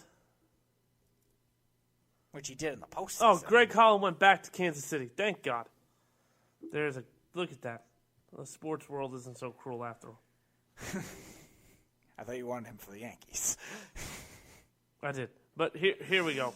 So he actually would have been a nice piece. Yeah. So Garrett Hartley. Do we all remember this guy? The Saints kicker, Garrett Hartley? Okay. He went 19 of 20, went 55 yards. He was trying out for the XFL, and they told him at lunch they don't want to take a gamble on an unknown risk. For a kicker? Interesting. I mean, what kind of kickers are you going to get anyway? I mean, let's look at the rest of the kickers across the XFL and see which one hasn't been good in 8 years either. I'm just saying, I'm surprised that he couldn't get a job in the XFL. He's not a bad kicker. I mean, he hasn't been good in a while, so from that logic, okay. But I'm assuming most of the kickers in that league haven't been good in a while either. No, that's what I'm saying. I'm surprised they didn't sign. So, Nolan Arenado. Now, here's the thing that's interesting, right? I believe it was either over the weekend where obviously things got kind of distorted, or last week sometime a report had come out that Miguel Andujar was going to get reps at third, left field, and first base during spring training. Now, knowing what I know and knowing how my brain works, I'm sure everyone took that as a sign that Miguel Andujar, that's great. We want him back. He's going to come back, and fantastic. You're all, again, missing the point. There have been several reports that the Yankees and the Cubs are trying to get a Chris Bryant deal done. Okay? And now there's been on and off reports that the Yankees are interested in Arenado. That doesn't mean Miguel Andujar is going to be on the team. They're telling teams Miguel Andujar is to be had, and here's what else he can do if you don't like him at third base.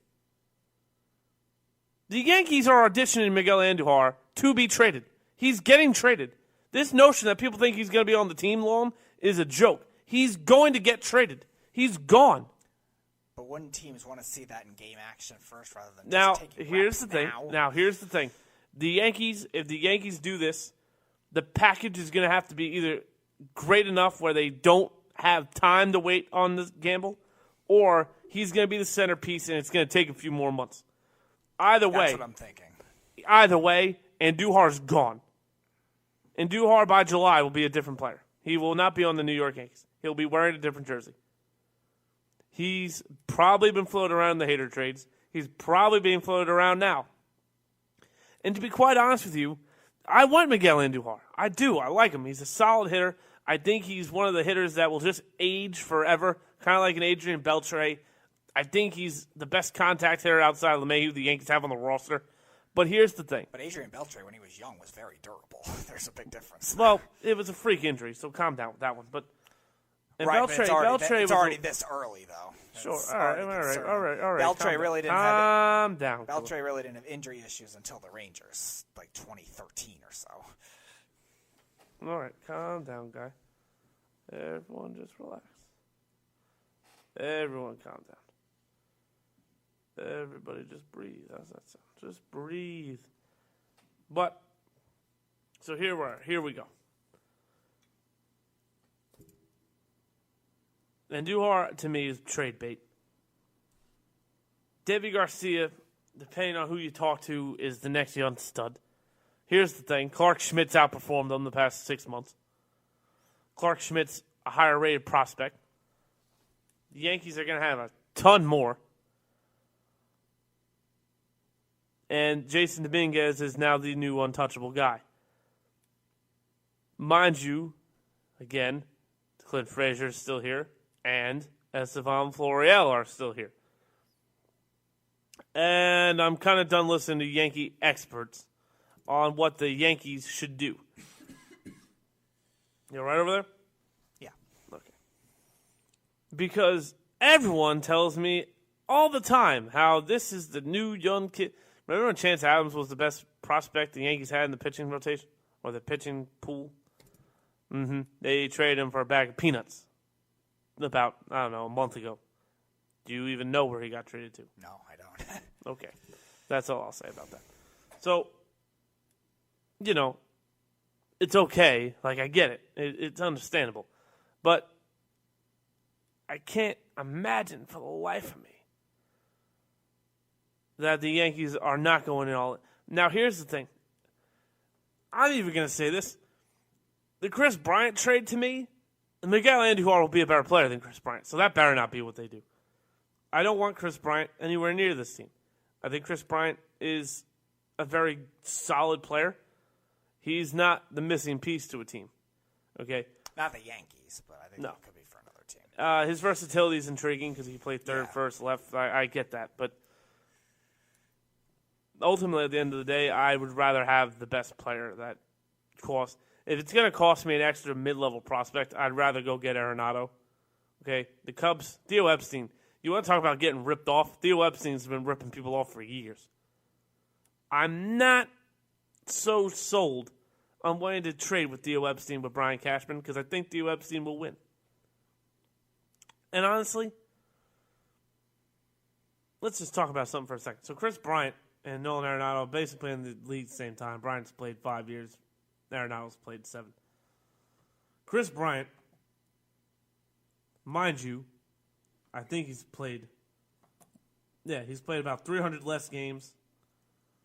He's got about 1,000 less plate appearances, but yet he has about 100 more strikeouts. His batting average, he plays in Coors Field, still lower.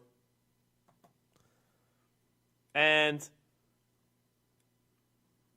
I don't know if Chris Bryant will be able to handle New York. Why do you say that? I just don't know. It's something just about... Because that's a wild card for anybody. I get it. I understand. I just don't... I don't know. I don't see it, really. I mean, even when I look at his career numbers, they're good. They're very solid. I'm not knocking the guy, right? Arenado's just better. And here's ultimately what matters to me. Bryant's versatile. Arenado's a platinum glove third baseman. So even if the bat with Arenado doesn't come, you are damn sure the glove is. And last year, when I said Nolan Arenado will be a Yankee, and everyone said, you're an idiot. I said, okay, we'll wait and see. And when he signed the extension, everybody said, you're an idiot. See? I said, I wouldn't be so sure to call me that. Now, it's funny because when this happens and the Yankees do get Nolan Arenado, everyone's going to go, oh, Tyler, you're crazy. No, I'm not. I was right.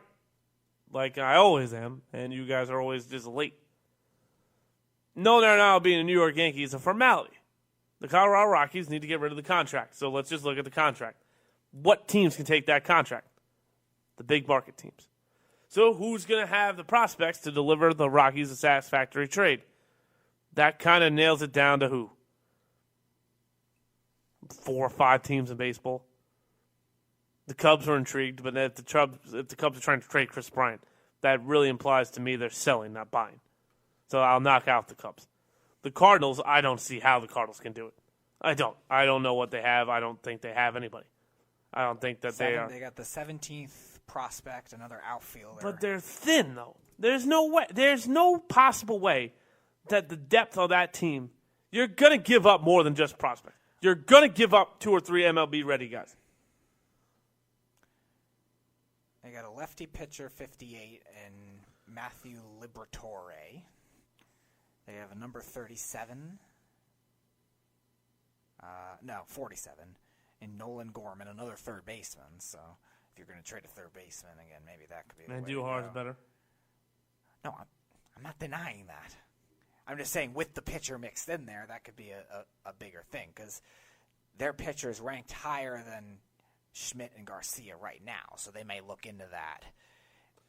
Yeah, but again, the Rockies, you're forgetting one thing. The Cardinals, I don't know, are going to be able to take that whole contract. The Rockies might have to pay some of it. But outside of Goldschmidt, for the Cardinals, who are they really paying? They got rid of Ozuna. The rest of their team's pretty young. DeJong. Molina too. All right. Molina. So it's Goldschmidt, DeJong, who we think is overpaid, which is fine, but he's still on a. He's not making $200 million. He's making $120 or something like that. Right. Which we were just thinking was too impulsive for 1 year. Didn't they sign Carpenter? It was a big deal too. I don't think so. Miller got a pretty good contract.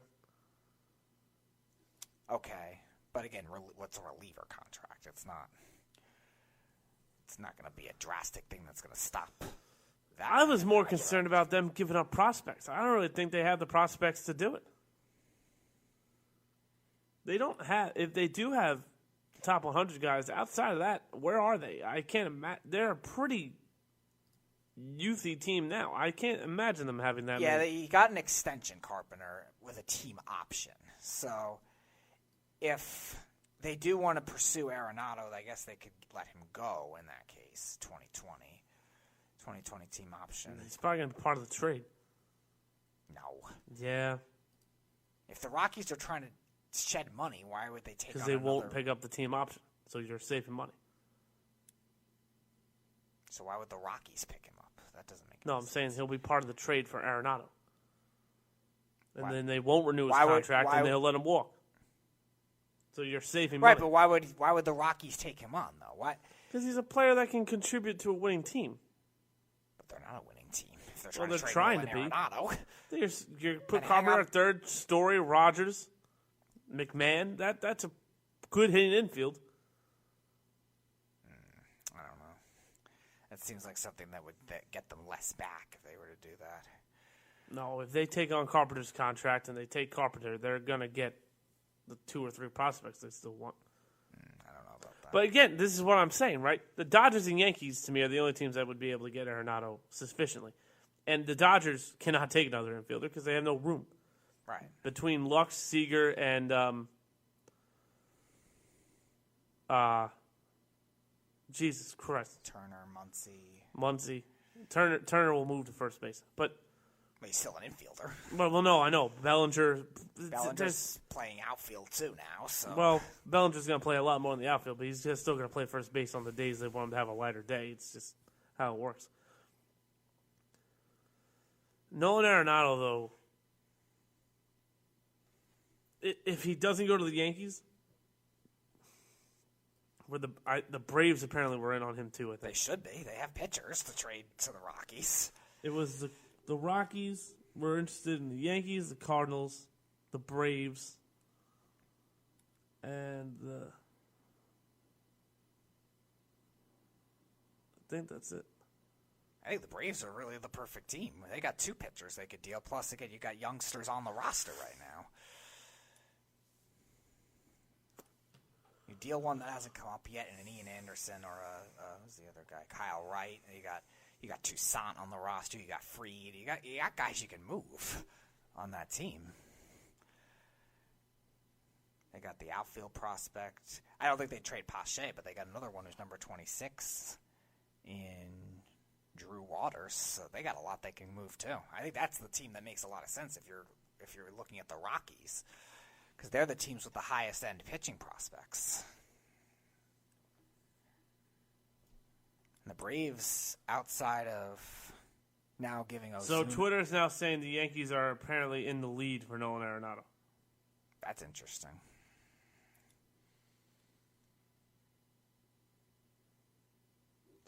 So apparently,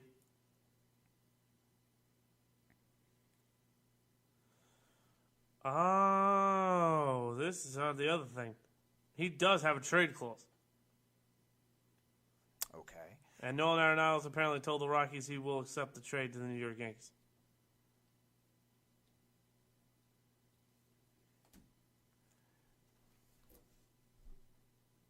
Interesting. And here's the other thing, right? So even if the Yankees, well, all right. So let's say, here's the other guy, right? That Gio Urshela, I think, could get packaged and moved to. And by all means necessary, please trade Gio Urshela before you trade Miguel Andujar. But I don't know what. So let's just say this works. Florial, Urshela to me are already two pieces that have expired in our system, but could work somewhere else. And let's just be honest. You talk about trading high all the time. Urshela will not get higher than this. Oh, I agree. I've mentioned that all off season. So, and I'm surprised he wasn't in part of the Hader deal. But so you trade him. The Brewers don't need the infielders. They already have a lot. They lost. Moustakas went to the Cardinals too, so they're paying him. No, he went to the Reds. Jeez, Right, my bad. Sorry. He went to the Reds. Sorry, my bad. When Moustakas wasn't playing, he was. The Reds spent a lot of money. But Moustakas also wasn't playing all the time in the beginning of the season too, where they had the chance to experiment with their young guys. Right, but that's why Castanheira was a big player the way he was right away. Right, him. He was a good prospect. But you also got to remember they sent down Travis Shaw in May. Right, but that's 1 year. Travis Shaw could definitely bounce back too. Oh, absolutely. I actually think Travis Shaw is going to get traded too. Well, if that's the case, then maybe they do. But it's also seeming like something that they still have the offensive depth to do that. Where I don't think that's why they wouldn't be interested in somebody like Urshela. Well, I'm just saying. Well, then why would they be interested in Andujar? That doesn't make any sense. They're the same player. First base, maybe. So why? Urshela could play first base. Anyway. Yeah, because he's older with not the dynamic bat that Andujar has. Right. But I will say, if the Yankees get on Arenado, and we've got Garrett Cole, we could do some things. Well, Aaron Boone's our manager, but and that is your daily shot at Aaron Boone. I'm just trying to get in the swing of things. That's all. Yeah, you wouldn't get in the swing of things without taking shots at Aaron Boone. All I know is, and again, Nolan Arenado would help a lot. You got to include Happ because Happ's got to go. Montgomery could go. But would Happ's contract downgrade a price too if you're a selling team? It's possible. It's possible. I'll make one up when I go home. I'll figure this out. Happ will definitely be included in the trade though because Happ, and you know what? Maybe not. Maybe the Happ would be a part of the Brewer trade for Hader. Okay. The Brewers need pitching too. Yeah, they do. I'm excited about the 3 platinum gloves. I could care less if it's Pat Combs or not. 3 platinum gloves with Arenado. You're talking about? Yes. Yeah. But I really don't care if his bat comes or not. I will be more than happy to live with the fact that he just, even if his home runs would go up in Yankee Stadium. Coors Field's large. So imagine all the fly ball right, but outs. it's still a thin air. That's irrelevant to me. But I still want his glove. His glove is going to help a lot. Oh, absolutely. Especially with Glaber, who's a little bit fresh at shortstop, so you don't really know if he's going to transition there right away. He has the abilities. We'll see. No, absolutely. We'll see how he has the instincts and the reads right away, especially with more shifts now. Right. I just want to see one thing. Sorry. I'm very tired over here. Platoon, home or away.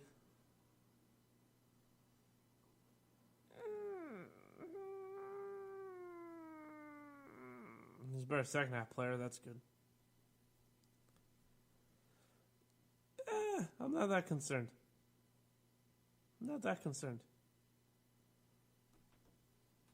His batting average is about 80 points lower, but I'm not. That's not enough. How bad is it? 324 to 265. I don't think that's that bad. 265. Okay. Yeah. I thought Yeah, it could be worse. It could be worse. There's plenty of other the home runs, though, are larger discrepancies when you're looking at Rockies players historically. Right. Like, for example, he's got 130 home runs at home, but he's got 100 on the road. So, Okay, that's pretty close. Yeah, I don't. Like I said, NL West. The pitching. Mad Bump, Greinke. I'm not talking about that even. I'm talking about the parks as a whole. Giants are a big pitcher's park. Dodgers are a probably slight pitcher's park. Padres are one of the biggest pitcher's parks. And the Diamondbacks are neutral depending on the retractable roof and the heat. So it's not like you're dealing with the American League East that has, besides Tampa, 3 other bandboxes in addition to Yankee Stadium. Well, not only that, there's not 3 bandboxes. Besides the Rays, I would say Blue Jays, Orioles, and Red Sox are all bandboxes too. The Red Sox are. I don't think Camden Yards. I don't think Camden Camden Yards is Yards definitely a bandbox. Yeah. You think so? Yeah. Are you sure? They're a huge hitter's park. I think they have shorter foul pole dimensions than Yankee Stadium does, if I remember correctly. I think they're a little deeper in center field, and maybe left center. But right field's very short there. And I think both the foul poles are pretty close, or even less than what Yankee Stadium is. Maybe not to Fenway Park, because they got the pesky pole and pretty short in left field, too. But it's always been a hitter's park. I apologize. Anyway, time to go home. Speedy, we're in the end game now. Tell them where they can find us. Facebook, Twitter, Periscope, YouTube, Instagram, Snapchat, iHeartRadio, TuneIn Radio, SoundCloud, Spotify, iTunes, on our website at worldwidesportsradio.com. And we are one of only 16 sports radio networks and podcasts on radio.com. .com. Oh, hold on. We got a call. No, I just hung up the phone. Welcome to the home stretch. You have terrible timing. How may I help you? What is up, Tyler? Oh, no. How did I know it was going to be Errol Marks? Hi, Errol. What's going on? How's it going, buddy? How's Miami? Hot and crappy. Oh. As long as you're not taking hot craps, it's okay. Well, I'm doing that, too. Oh, well. I knew you were going to say that.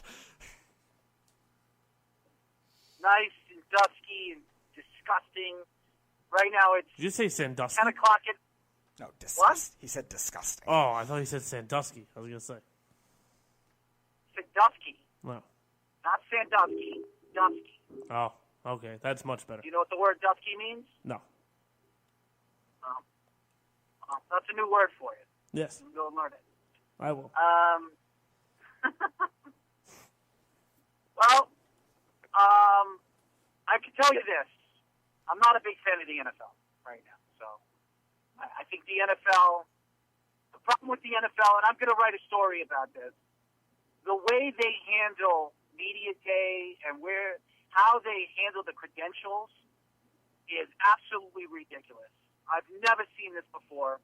I've worked, how many organizations we've worked for, we worked with the NHL, we've worked with the NBA, we've worked with the MLB, we even worked with Bellator and the UFC and some amateur divisions. I've never seen the way the NFL handles their credentials is absolutely ridiculous. They should be ashamed of themselves. They really should. Trust me, I have a nice, wonderful story I'm going to write when I get back. I can promise you that. What happened? There's a lot. I'm here for another couple of days, so I'm sure I'll see more. But it's something that I want people to read, so I'm not going to talk about it on your show. But so why'd you just bring it up? Because I'm just telling you, I'm going to write a story. I pretty much told you. The NFL is poorly run. Roger Goodell's a moron. And I think that the way they handle it and we'll never go back to the Super Bowl. Ridiculous. What was that? And we'll never go back. We'll never go back? Most Well, likely not. I don't know if you even want to go back when it comes to the NFL. Because I think the NFL is poorly run. I think the way they run their organization, it's hilarious. It's just, I don't care how much money they have. First of all, I will tell you this. Talk to a lot of the workers that are working the credential time and Radio Row. They don't pay them a lot of money. You're paying these kids like $14, $15 an hour. You know, you're a multi-billion-dollar industry, a multi-billion-dollar organization. Why aren't you paying them between $20 and $25 an hour? Now you're charging people to go in Radio Row $40 to $50 a day. That's what you're paying. That's what you're charging people. I remember when Radio Row was free. Now they're charging people $40 to $50 to get in just to watch a bunch of broadcasters talk to athletes or ex-athletes. You can't talk to the athletes. You can't even talk to the broadcasters. You can't even talk to the analysts. So what is the point of paying to watch that? It's ridiculous. It's obnoxious by the NFL, and that just shows you what the NFL is all about. Mm-hmm. Sounds like Roger Goodell. So, by the way, the New York Yankees in Las Vegas right now are now the odds-on favorite to get Nolan Arenado. Well, I will say this. I hear Colorado's very interested in Miguel Andujar. Yes. Now, or Gio Urshela. Yankees, I'm sorry? Or Gio Urshela. The trade's going to involve one of them, not both.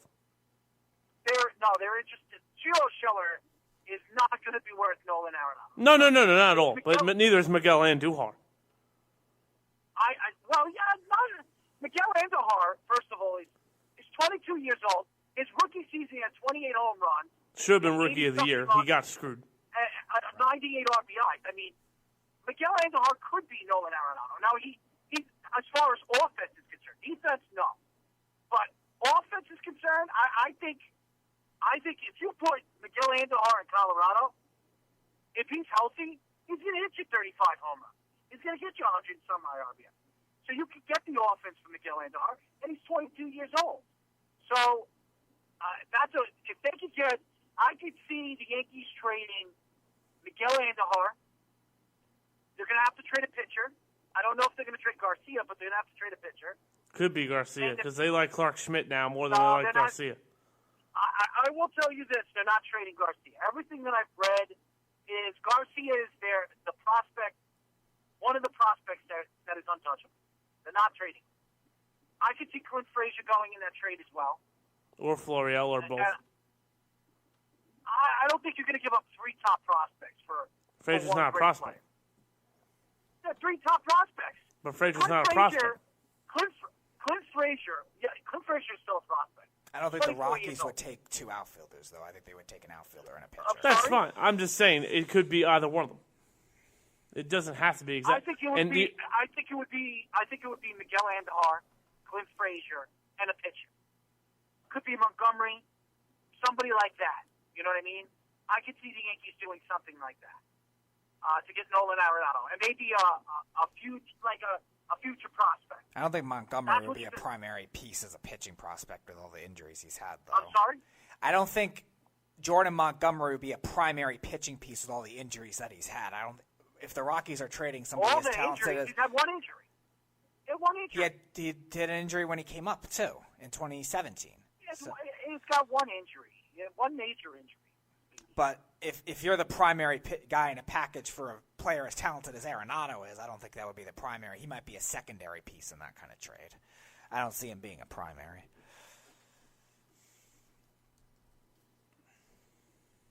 Well, my opinion right now, when you look at the state of the Yankees, they really don't need Nolan Arenado. They don't. Stop.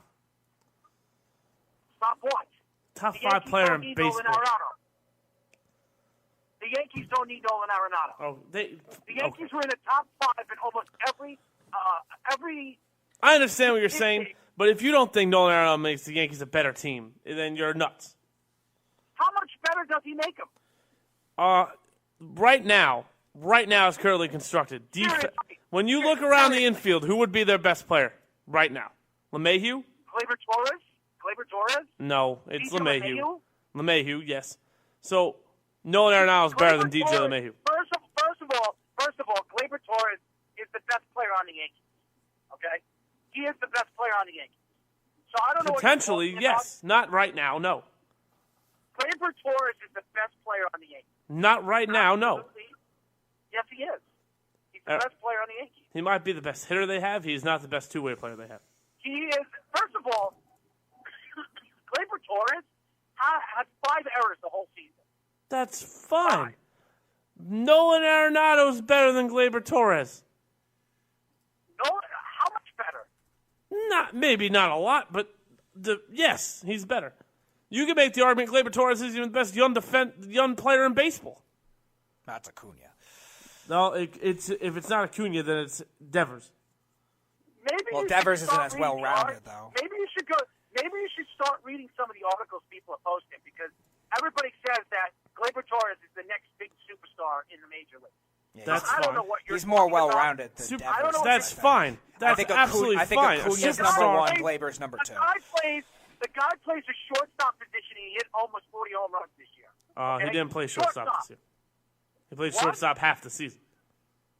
He was their shortstop practically the whole season. Not practically. Until Didi came back. Didi came back in the last, 60 games, 70 games? It's 162 games in the season, guy. I understand that. Gleyber Torres, first of all. And by the way, they signed Tulo, so Gleyber didn't have to play short. They signed Tulo because they got him for nothing. Oh, that's why. They needed a short. They got him for nothing. Errol? They got Gleyber Torres. Errol. They got what? How is Gleyber and Nolan Arenado even the same sense? Oh, my God. Gleyber had 9 errors last year. Arenado had what? You're one? not listening. You're not listening. Gleyber Torres is 22 years old. That's fine. Gleyber Torres had 38 home runs this year. He had almost 100 RBIs at the shortstop position. At second base, even if he was a second baseman. How many second basemen hit 38 home runs at 22 years old and hits almost 100 RBIs? You're talking about his growth as a player. When he's near Arenado's age, will he be better? Yes. Right now, Nolan Arenado is the better player. You sound asinine. Not by much. Not by much. The fact that he's the best defensive fielder in baseball gives him a very distinct advantage right then and there, yes. Well, I will tell you this, Tyler, because I'm not gonna continue arguing. Even if the Yankees got Nolan Arenado, it doesn't make them that much better. It really doesn't. It really doesn't. I'm telling you right now, that it's not going to make them that much better. They had 103 wins last year. 103. How much more wins do you think they're going to have with Nolan Arenado? 2? 3? And Garrett Cole? I'm telling you right now. And a full season of Severino? Maybe. By the way, if the Yankees win 100 games again this year, your friend Aaron Boone will be the first manager in Major League history to have back-to-back 100-win seasons. Look at the team he's getting. He had 33 injuries last year. He had more injuries than anybody in Major League history. So I don't want to hear your crap. You sound like an idiot. You're asinine, okay? Oh my God. He uses my sayings, now he's using my vocabulary. You know what your problem is, Tyler? Oh, here we go. You say things on your show that just burn me up. You burn me up on some of the things that you say. Mm-hmm. And that particular thing. Like Nolan Arenado is not better than Gleyber Torres. You and Matty Caps are complete idiots. Okay? I don't listen to Matty Caps. You and Matty Caps saying that Aaron Boone is a terrible manager. Nah, I didn't say terrible. Yes, you have. No, I haven't. I said he's not top 5 in the American League, and I'm right. Yeah, he's not top 5? How about this? No. He's top 5 in the league. You're nuts. In the league. You're insane. In the league. He's having the best coach in his own division. What? Okay. You keep talking. Tyler, you're so stupid. I don't even know why I call your show, because sometimes you just annoy the hell out of me. You are a complete idiot. You called me. Stupid. Yeah, I called you because you're an idiot. No, you didn't. You called me because you were bored in Miami. No, I'm not bored in Miami. As a matter of fact, I'm right in front of a fucking plane. You pissed me off. You pissed me off. It's not even funny. You pissed me off. If I ever hear you on your show say that Aaron Boone is not a top 5 manager in the league, I'm going to shut you down. Okay? Aaron Boone is not even a top 5 manager in the American League. Well, good. That shows how much you know, and that's why nobody's going to listen to your show, because of the stupid shit that comes out of your mouth. I'm just being honest. It's stupid. It's dumb. You have no proof on that. What are you talking about? You're talking about a team. First of all, go through it, all right? Kevin Cash is a better manager. Joe Madden's a better manager. That's 2. Oh, yeah? That's already 2. Terry Francona is already 3. What makes them a better manager? Let's hear. So Kevin Cash had what? An eighth of the payroll? An eighth? Eighth of the payroll. Yeah.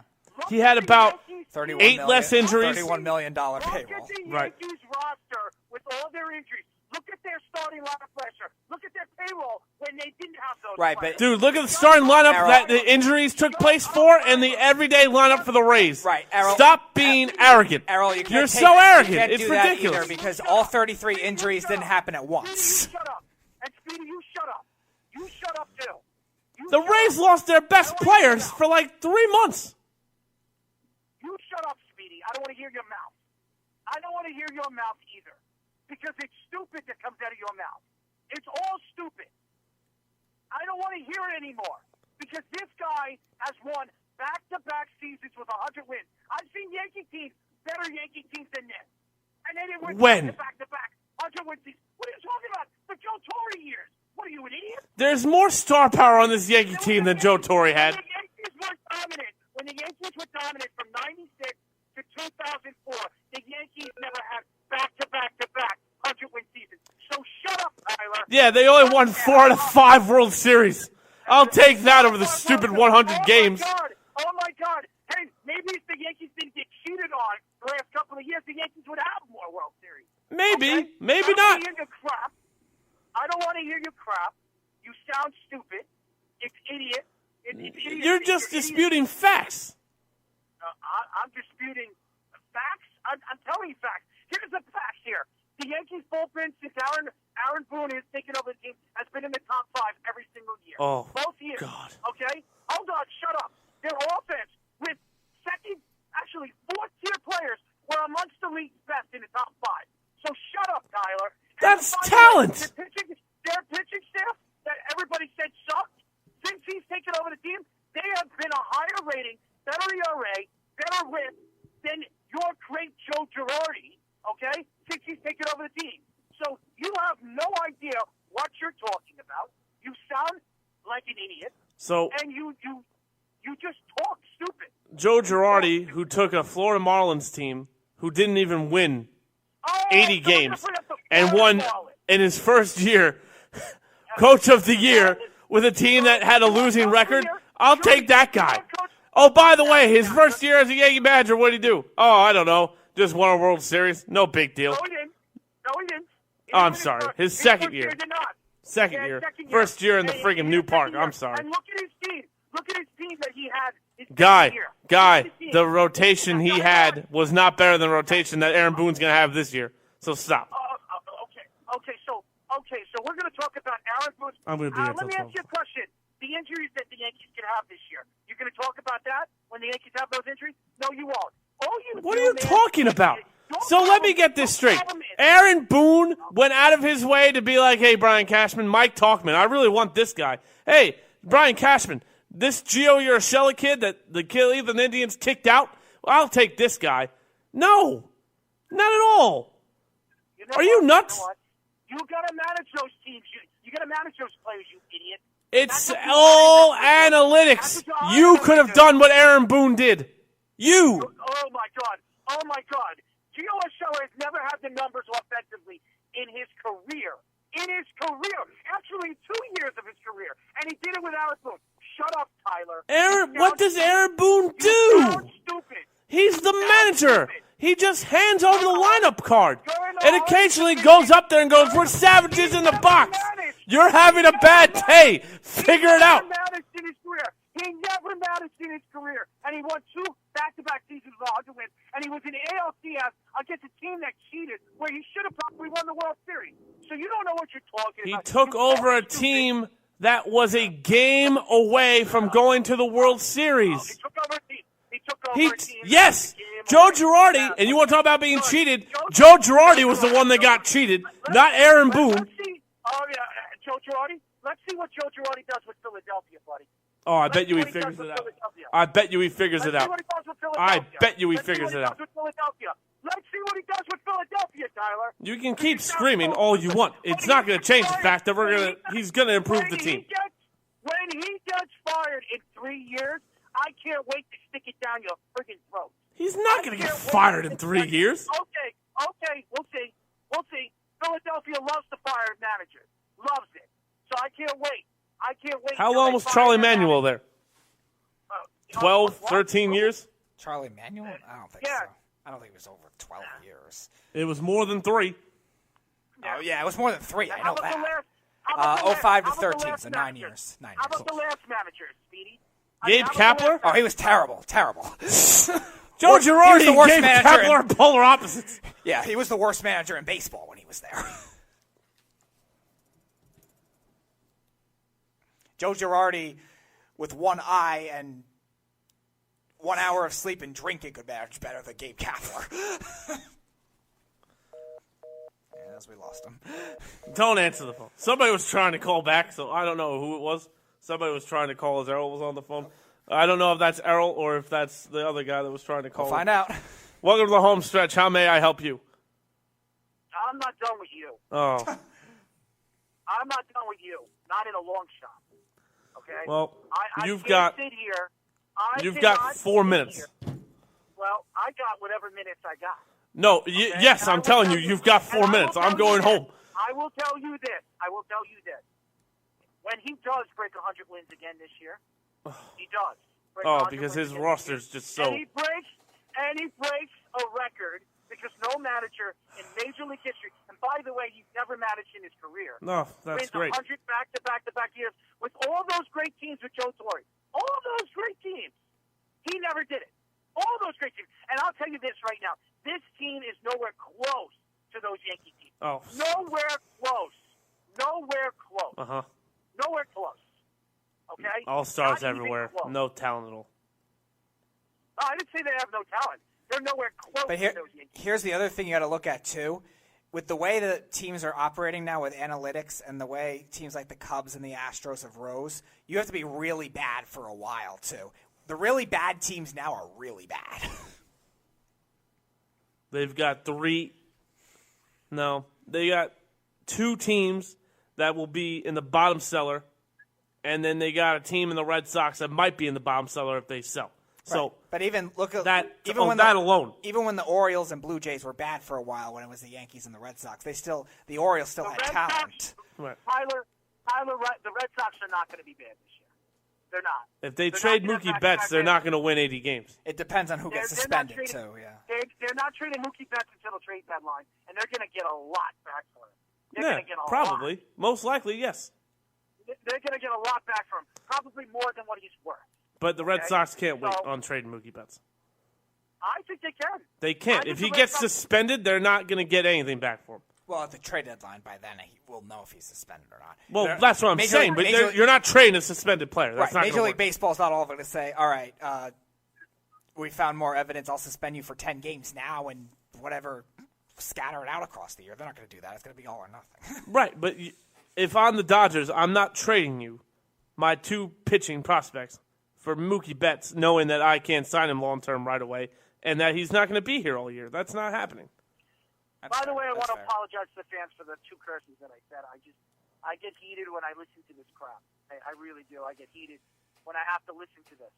I listen to it enough half the times with Maddie, and then I hear it from you, and it's ridiculous. I mean, I'm just telling you the truth. That's all I'm doing. No, it's your truth. It's not truth. It's not facts. Because the facts would tell you the Yankees' numbers are better than it ever was with Joe Girardi. So but the roster, every year he's been there, has improved. Roster. Here's your roster. Here's my answer to your roster. Joe Girardi has better teams than this team. Joe Girardi coached better teams than this team. You're making it seem like this team is so great. It's not. It's not. It's not great? Weaknesses. Name a better roster right now in baseball. The Dodgers. What? Because you got Garrett Cole? Is that what it is? Name a better roster. The only one that's I think you could think of is the Dodgers. Right. Without Garrett Cole, they were a top 5 roster in baseball. And the Yankees have more injuries than any team in baseball. That's great, but guess what makes a roster, Errol? The other 40 guys on the roster. Come on. Everyone they plugged in worked. Everybody. Yeah. And you could take the manager for that. Oh, Jesus, God. Yeah. Okay. You could take the manager. So the computer that spits out what player does best in what spot, I'm thanking Aaron Boone for that? He's a puppet. He's a puppet. No, how am I a hypocrite? Dude, he's not a puppet. Brian God. Cashman even came out and said he lets Aaron do what Aaron does. Okay? So I don't want to hear your crap. Brian Cashman has been pretty honest of what he said. Yeah. Yes, he has. He's never lied to us before. Yes, he has. Brian Cashman has been absolutely honest with everything he said. So to sit here and listen to your craziness, saying, well, Brian Cashman is the one that's pulling all the strings. He's not. He's pulling all the strings with the players. The play calling on the field goes to Aaron Boone. And you got to stop giving Brian Cashman all the credit. It's Aaron Boone making the calls. I'm sick and tired of hearing this crap. It's garbage. It is garbage. And it doesn't sell to anybody. It's garbage. And you need to stop saying it because it's not right. You got to give the guy credit. I do give him credit. No, I do give him credit. No, you don't. He's not better than Kevin Cash. He's not better than Terry Francona. He's not better than Joe Madden. What makes Kevin Cash better? Kevin Cash did not have as much injuries as Aaron Boone did this year. He had a lot. Well, he didn't. He had 24. He didn't even come close to the same record as Aaron Boone. Not even close. Okay? What? I don't want to hear your garbage. The Rays didn't go to the wild card game? The Rays didn't make the playoffs? Who had a The Rays didn't take a cheating team to 5 games. Right. Dude, you sound delusional. You sound lost. Hey, Speedy, shut up, because you don't know what you're talking about either. Shut your mouth. A $31 million payroll is nothing. What are you talking about? Aaron Boone would have been there. He would have done the same thing. Oh. You're stupid. You talk With stupid. the Rays? You're No, dumb. stop. Just like you said, me and you could go down there and coach the Yankees. I believe Aaron Boone would have went there to Tampa and done the same thing Kevin Cash did. Absolutely. They do the same thing. They use the same analytics. What stupid idiocy comes out of both your mouths? They use the same analytics. Both guys. They use the same. So what makes them different? The Rays don't have the luxury of going for Tanaka and Paxton and those guys. Right. They have to develop their own pitchers. Right. Luxury. The Yankees, first of all, traded for Paxton. Right.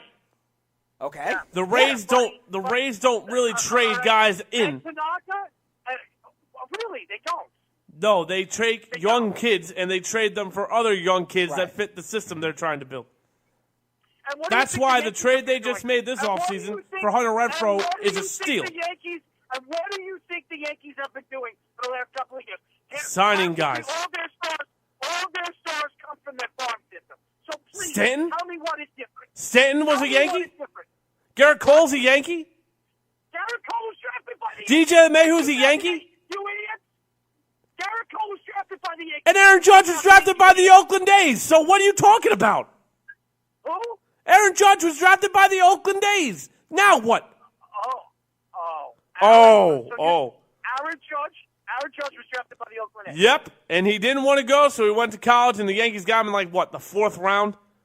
So Garrett Cole did the same thing. The Yankees got Whoop-de-doo. Aaron Judge in the first round. He was a first-round 28 pick, buddy. That's so much you know about Aaron. You didn't even know he was drafted by the A's. So what are you talking about? I know that he was drafted. I know he was drafted by the Yankees, and I know that the Yankees drafted him in the first round at 28. I do know that too, buddy. So whatever you say and whatever you think you say is wrong. And I'll tell you this right now: the Yankees have built their team around their farm system. That's what the Tampa Bay Rays have done. And that's what the Yankees have done. That's what all the good teams have done. The Houston Astros, St. Louis Cardinals, they all do it. They all copycat. It's a copycat league. Don't you get it? So everybody's going after Nolan Arenado right now? You don't give a guy credit because you think Kevin Cash is better? It's ridiculous. It's stupid. It's dumb. And there's no fact in what you say. No fact. Errol. No, the facts are you just don't want to listen to the facts. Arenado is not going to 32 teams. Arenado told the Rockies, I will accept a trade to the Yankees. Right. Do you think Nolan Arenado is going to go, I'll take a trade to the Tampa Bay Rays? You're smoking it. Right. What are you fighting down in Miami? Because it ain't up here. Free agents, too. Yeah. First of all, I don't care about Nolan Arenado. Did Garrett Cole even take a phone call from the Rays? And it doesn't mean Nolan Arenado's going to be a Yankee, buddy. Okay. So you can keep talking. All I know is last year I told everybody that Nolan Arenado would end up at Pinstripes. Yeah. And you tell a lot of people a lot of things, and you're completely wrong. Okay. Just like Matt is when it comes out of his mouth. But Errol, the only one that thinks they're right, the only person you think is right is you. The only person you think is right is you.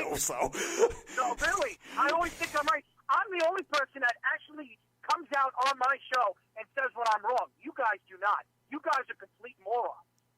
You are. You're complete idiots that come out of your mouth.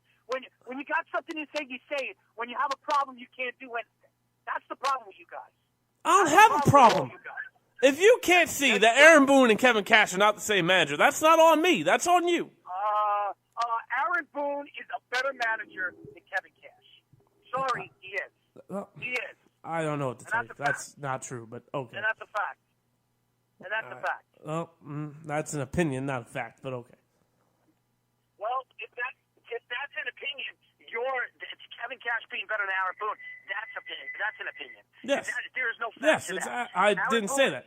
All I said was I have more faith in Kevin Cash taking over the Yankees than I have Aaron Boone taking over the Rays. That much I'll say. Whatever you say, Tyler. Tyler, there's no factual stuff that comes out of your mouth. So I don't even know why I even waste my time even arguing. No, either. Because I could bring up numbers on why Aaron Boone is a way better manager than Kevin Cash. The rosters are two different entities. Listen to me, Tyler, and I'm going to say this one last time. The Yankees had 33 injuries. In 2.5 months, they had one of the worst. Nobody would start these players. These players, nobody would have taken. None of them. Luke Voigt, LeMahieu, Gleyber Torres, a superstar that you were just rattling about. Gary Sanchez. Stanton wasn't there, but you had Tauchman, you had Come on, stop. Yeah, Tauchman. Oh, yeah, Tauchman. The same guy that nobody ever wanted. Yeah, Tauchman. Yeah, all these guys that you say, Tauchman. And who are the Rays backups on their 24 injuries? Probably guys no one else wanted either. They traded them to the Rays because they didn't want them. Speedy, you know what your problem is? You know what this all the time. I give you credit when credit is due, and I'm going to say this to you. When you think you're right, you don't shut the hell up. Okay? You're wrong. I can give you numbers to prove you're wrong. And you're an analytic guy just like me. I could give you numbers. I could give you numbers of the Yankees roster. Right. When they were bad, when the Yankees had 33 injuries, I could give Not you all at once. roster. Shut up, Speedy, and let me speak, and I'm getting off the phone. I can give you the Yankees roster in 2.5 months, and you look at their roster, their starting lineup, and you can compare any time of last year of the Tampa Bay Rays roster. I guarantee you I would take Tampa's roster over the Yankees roster in those 2.5 months. You're lying. Any time last year. And I can show you the numbers to prove it before that happened. The Yankees numbers, those players had breakout seasons. And you're not going to give Aaron Boone the credit for that? That just shows you how ignorant you are. And the Rays players didn't have breakout seasons either? Yeah. Brandon Lowe should have won Rookie of the Year. You know why he didn't? He missed 3 months. Tyler Glasnow. How how much you know. It wasn't Kevin Cash. So don't bring up Kevin Cash's name and give Kevin But Cash. it's the same kind of thing. Not only that, hold on. concept. It's not even Bob Melvin's idea. It was Billy Beane's idea. So it's small ball didn't start with a manager. Well, again, you can say whatever you want, and you can pull it out and say that Aaron Boone isn't a top 5 manager in the American League. It is a ridiculous statement. I got 4 already. You go to any analytic guy, you go to any baseball analyst, and you tell them that, they wouldn't even listen to you anymore, Tyler. They wouldn't even talk to you because you sound like an idiot. It's stupid, it's dumb, and it's a dumb statement. Aaron Boone is a top 5 coach in the league, hands down. Hands down. And the fact that you don't give him the credit for that just shows you how ignorant do give him you credit. are and how much you know. You're an ignorant person. No, if he was a Pirate manager, he wouldn't be winning 100 games.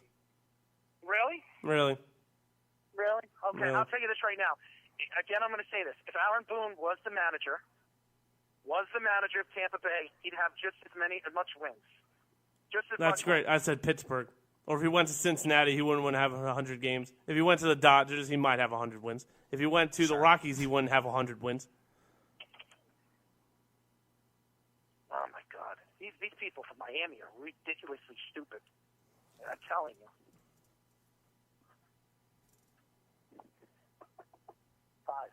5. Tell you, man. I'm not a big fan of this place. That's for sure. You've mentioned that many times. But it's almost 11 o'clock, and I have work in the morning, Anyways, so if you guys. don't mind. I will let you guys go. Glad I can add a little bit of craziness to your show. No, it was crazy, all right.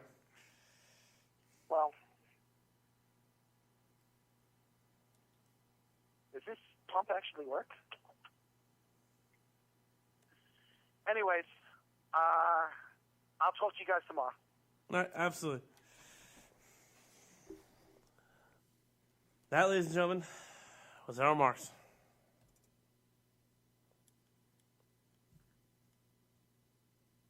I tried to leave 20 minutes ago.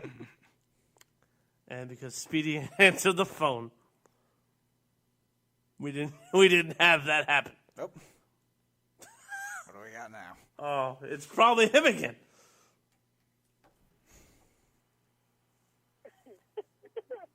Welcome to the home stretch. How may I help you?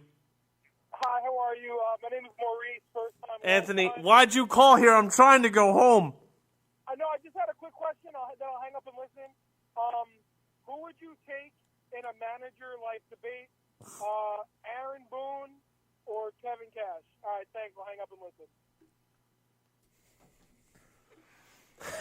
You shit starter. I'm taking that already. Yeah, I mean, I think anyone that. I mean, a lot of Yankee fans will say Aaron Boone, and you can look at the numbers all you want to. I'm gonna take Kevin Cash over Aaron Boone. It's not disrespect to Aaron Boone. He's the second best manager in the American League East. That's not a bad slouch. You know, there's a lot of good managers in baseball. Well, no, not really, but there's a lot of good managers in the American League East. I mean, in the American League. So, yeah, you know, I think Mike Matheny in Kansas City is going to have a raving job. If Rocco Baldelli duplicates what he did, I think he and Aaron Boone are on the same path. And then you got That's the front office stuff was good, though, too, in the Twins. Yeah, they generally get it right. But, again, they don't have the payroll the Yankees have. They don't have the luxury the Yankees have. No, but they're not the Rays, though, either. They're somewhere in between. Right. But, I mean, Kevin Cash, to me, is him, Francona. And Bob Melvin. I think those are the three. Yeah, they're definitely three. Those are the top three. I think everything else is debatable, really, when you look at it. I had a fourth. Who was my fourth? Your fourth? Cash? Oh, Joe Madden. But we'll see what he does with the Angels, though, too. Nah, he's better than Booth. No, I think he is, too. But, again, if he doesn't... Because, again, his track record speaks for itself. No, agreed. But, again, you're judging on track records, and these two guys are both on new teams, the 2 years. No, yeah, he just got the best player in baseball and the best third baseman. Well, the best third baseman in the American League. So, we'll find out. Anyway, I'd take Kevin Cash over Aaron Boone. That's all. That's it. Don't kill me. Don't crucify me. I'll take Kevin Cash over Aaron Boone. I think baseball fans, not Yankee fans, baseball fans will admit that. But I don't even know where. Wait, I snapped and I told him where he could find us. Before another maniac calls in, can we please say goodbye? All right. Thanks for listening, and have a glorious night. I apologize on behalf of the network. We should have been going a while ago. We'll be back tomorrow with Josh. Oh, no. Oh, God. All right. Round 3. I thought the show was over. We're trying to end it. Well, I just want to let everybody know, never, ever have another Super Bowl in Miami. The state of Miami and really, the state of Florida is terrible. The state of Florida is terrible. Errol, I'm begging you, buddy. What? What are you talking about? We're trying to go home. Well, you should have ended the show. You had 5 minutes. We were interrupted 3 times. Well, you, Carragher, and you. You, Carragher, and you. Anyways, enjoy the rest of your night. You too. Everybody, enjoy the rest of your morning because it's about damn near 12 o'clock in the morning now. Speedy, let's leave because I'm sure Carragher will try to be a ball buster and call again, and I don't care who's on that phone. I don't care if Derek Jeter's on the phone. We're leaving right now. Well, if it's Jeter, I'll stay. But anyway. You got to do your new ending. Yes. He's calling you now? Well, I'm trying to end the show. So. No, answer him before he blows the gasket. So, we'll be here tomorrow with Josh every day, 8 to 10 p.m. I want to thank Errol Marks for calling 3 times. I want to thank Carragher for calling, Snugs for his input over the Twitter. And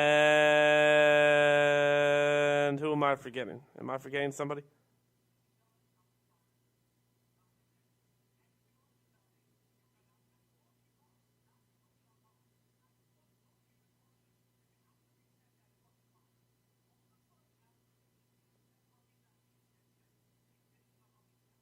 I think I'm fired.